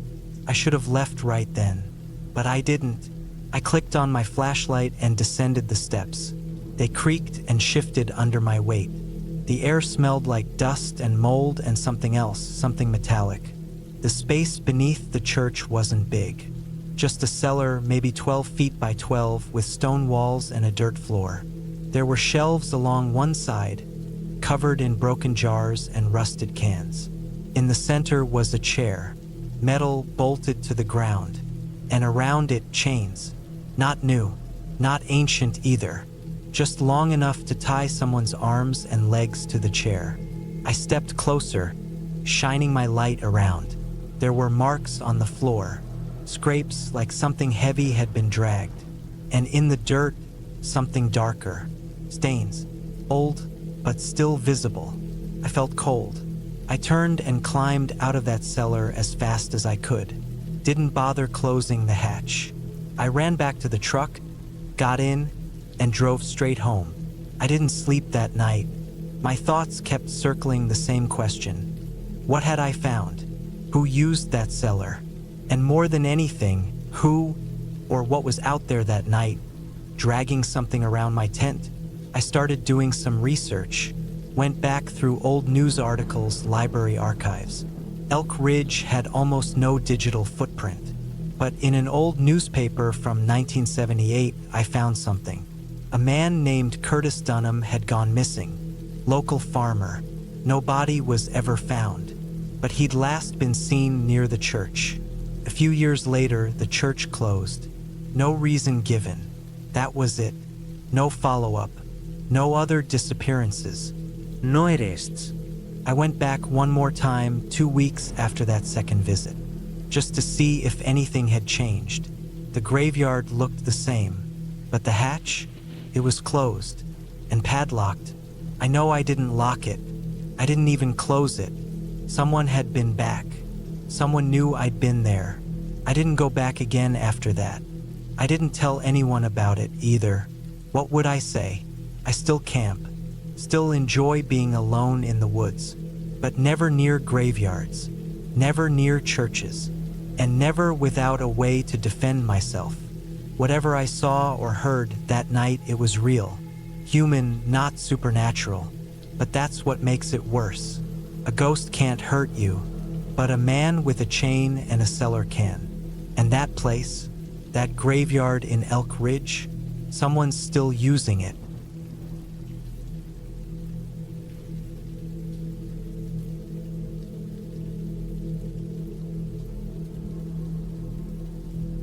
I was 32 when I took that trip through the south of France. It was spring, early May 2022. I had just left a job I hated in London and wanted to get away from everything. People, work, noise. I booked a one-way ferry, drove through Spain for a few days, then crossed into southern France without a real plan. I had a second-hand camper van. Not the fancy kind with a built-in bathroom or anything, just a mattress in the back, a small camping stove, and some storage. I had maps marked with forests, old trails, and a few places I found on satellite images. Mostly quiet, rural areas where I wouldn't see anyone for miles. That was what I wanted. It had rained on and off for most of the drive through Aveyron, but the skies were clearer when I reached a remote area near a place called Laguapi. I pulled over near a dirt road leading into a thick stretch of forest and followed it for about 20 minutes before coming across an old quarry. From what I could tell, it hadn't been used in years, decades, maybe. The open pit was half filled with dark water, and moss and weeds had overtaken most of the rocky paths. The cliffs around it were steep and quiet. It was a weird spot, eerie in a way, but I liked it. No cell service, no houses in sight. I set up camp on a patch of flat grass above the quarry where I could back the van up and have a clear view of the water and cliffs. It started raining again just after I finished setting up. Light drizzle at first. I got into the van, made some coffee, and read for a while. Around dusk, I walked down the path toward the water, just looking around. There were rusted bits of old equipment scattered around. An old pulley system, a few chains, some metal frames I couldn't place. A rusted-out container lay on its side near the edge of the pit.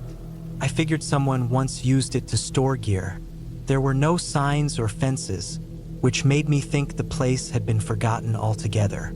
The rain kept coming and going, so I went back to the van around nightfall, got inside, and cooked a small meal, just some canned lentils and bread. By the time I was done eating, it was pitch dark. The only light came from the small lantern I kept in the van and the occasional flashes of lightning behind the clouds. I lay back on my mattress, listening to the rain tapping against the roof and the soft rustling of wind through the trees. Felt peaceful, if a bit lonely. That peace didn't last long. Sometime after midnight, I woke up suddenly, not to a sound or movement, but just that weird feeling you get sometimes when your body knows something's wrong before your mind does. I sat up slowly. The van was quiet, but I couldn't shake the feeling that I wasn't alone anymore. The air felt different, heavy, tense. I turned off the small light and listened. It was still raining, but lightly now. I cracked the window just a bit to listen closer. That's when I heard it, movement. Not animals, not the wind. It was footsteps, soft but deliberate, squishing in the wet grass. Then a sound like metal dragging softly on stone. I held my breath. The sound stopped for a while, and I started thinking maybe it had been an animal after all, maybe something small like a fox or a wild boar moving around. But then it started again, closer this time. Something brushing against the side of the van. A slow scraping sound, then a soft bump near the back doors. I stayed frozen. My heart was pounding so hard I could hear it in my ears. I reached slowly for the flashlight beside me and gripped it tight. I didn't turn it on. I didn't want to give away that I was awake. My van didn't have tinted windows, just curtains, and I'd drawn them all earlier, but now I felt exposed. I imagined someone standing just outside, looking in, listening, waiting. Minutes passed.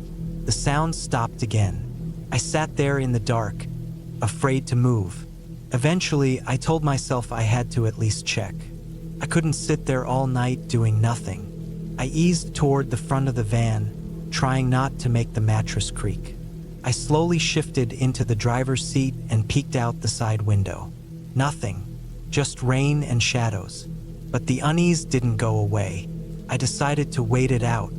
I stayed in that seat for over an hour, flashlight in one hand, a small knife I kept in the glove compartment in the other. Eventually, the rain picked up again, and whatever was out there seemed to go quiet.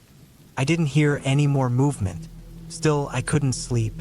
By dawn, the rain had slowed again. The sky was gray, the forest soaked and dripping. I finally worked up the nerve to step outside. I grabbed my coat, boots, and knife and made a slow circle around the van. That's when I saw it. Footprints. Bare feet, not shoes. Someone had walked up the slope from the direction of the quarry and circled the van more than once. The prints were wide, the toes clear in the mud. They weren't mine. I hadn't been barefoot since the night before when I washed my feet inside the van. I followed the prints for a while, but they disappeared down the rocky edge of the slope toward the lower quarry area. I thought maybe it had been a local, someone mentally unwell or just strange. Maybe a squatter. Still, something about it felt wrong. The dragging sound, the bare feet in the cold rain, the quiet circling. I packed up that morning and drove out. I figured I'd camp somewhere else for a few nights, but the story doesn't end there. A few days later, I was further east, near the Savin, camped in a small valley surrounded by low cliffs. I hadn't seen anyone in days. I was starting to relax again, but that night I found another sign. This time it was a small bundle of cloth outside my van door, soaked, muddy, and knotted tight with a string. Inside, there were broken twigs, hair, and a single cracked marble. It didn't make any sense. I threw it away, packed up again, and drove farther south. I started looking for actual campsites, not remote spots. I stayed near towns for the next few nights, but every time I stopped somewhere quiet, I found something. A strange mark on the back window. Small piles of rocks stacked beside the van. Once, a slice of bread pressed flat into the mud with a barefoot print beside it. I hadn't told anyone where I was going. No one knew my route. The only thing I could think of was that whoever had been at that quarry had followed me. Maybe they'd marked my van somehow, or maybe I was being paranoid. But I felt watched. The kind of watched that makes your skin tighten at the back of your neck. Eventually, I cut the trip short. It was supposed to be a month-long trip. I lasted just under 2 weeks. I crossed back into Spain and then took the ferry home. I never saw anyone, never heard a voice, but I knew with everything in me that I hadn't imagined it. The footprints were real. The bundle was real. The scratches on the van, the strange objects, they were all real. When I got back home, I cleaned the van top to bottom. I didn't sleep right for weeks. I kept thinking about that first night, the quiet sound of something brushing against the side of the van, the dragging noise, the bare feet. Years later, I still don't know who it was or what they wanted. I never went camping alone again. I still love the quiet, the woods, the sound of rain. But now I keep my doors locked tight, my phone charged, and I never, ever park near old quarries. And when it rains like that, when it really pours, I remember the feeling of being watched in the dark, the silence just outside the curtains, and the footprints that circled my van like a warning I didn't understand until it was too late. That trip was supposed to help me reset, to find peace again. But all it did was show me how close we live to things we don't see, people we don't notice, until one night, out in the dark, they decide to show themselves. And then they don't stop. Not until they want to.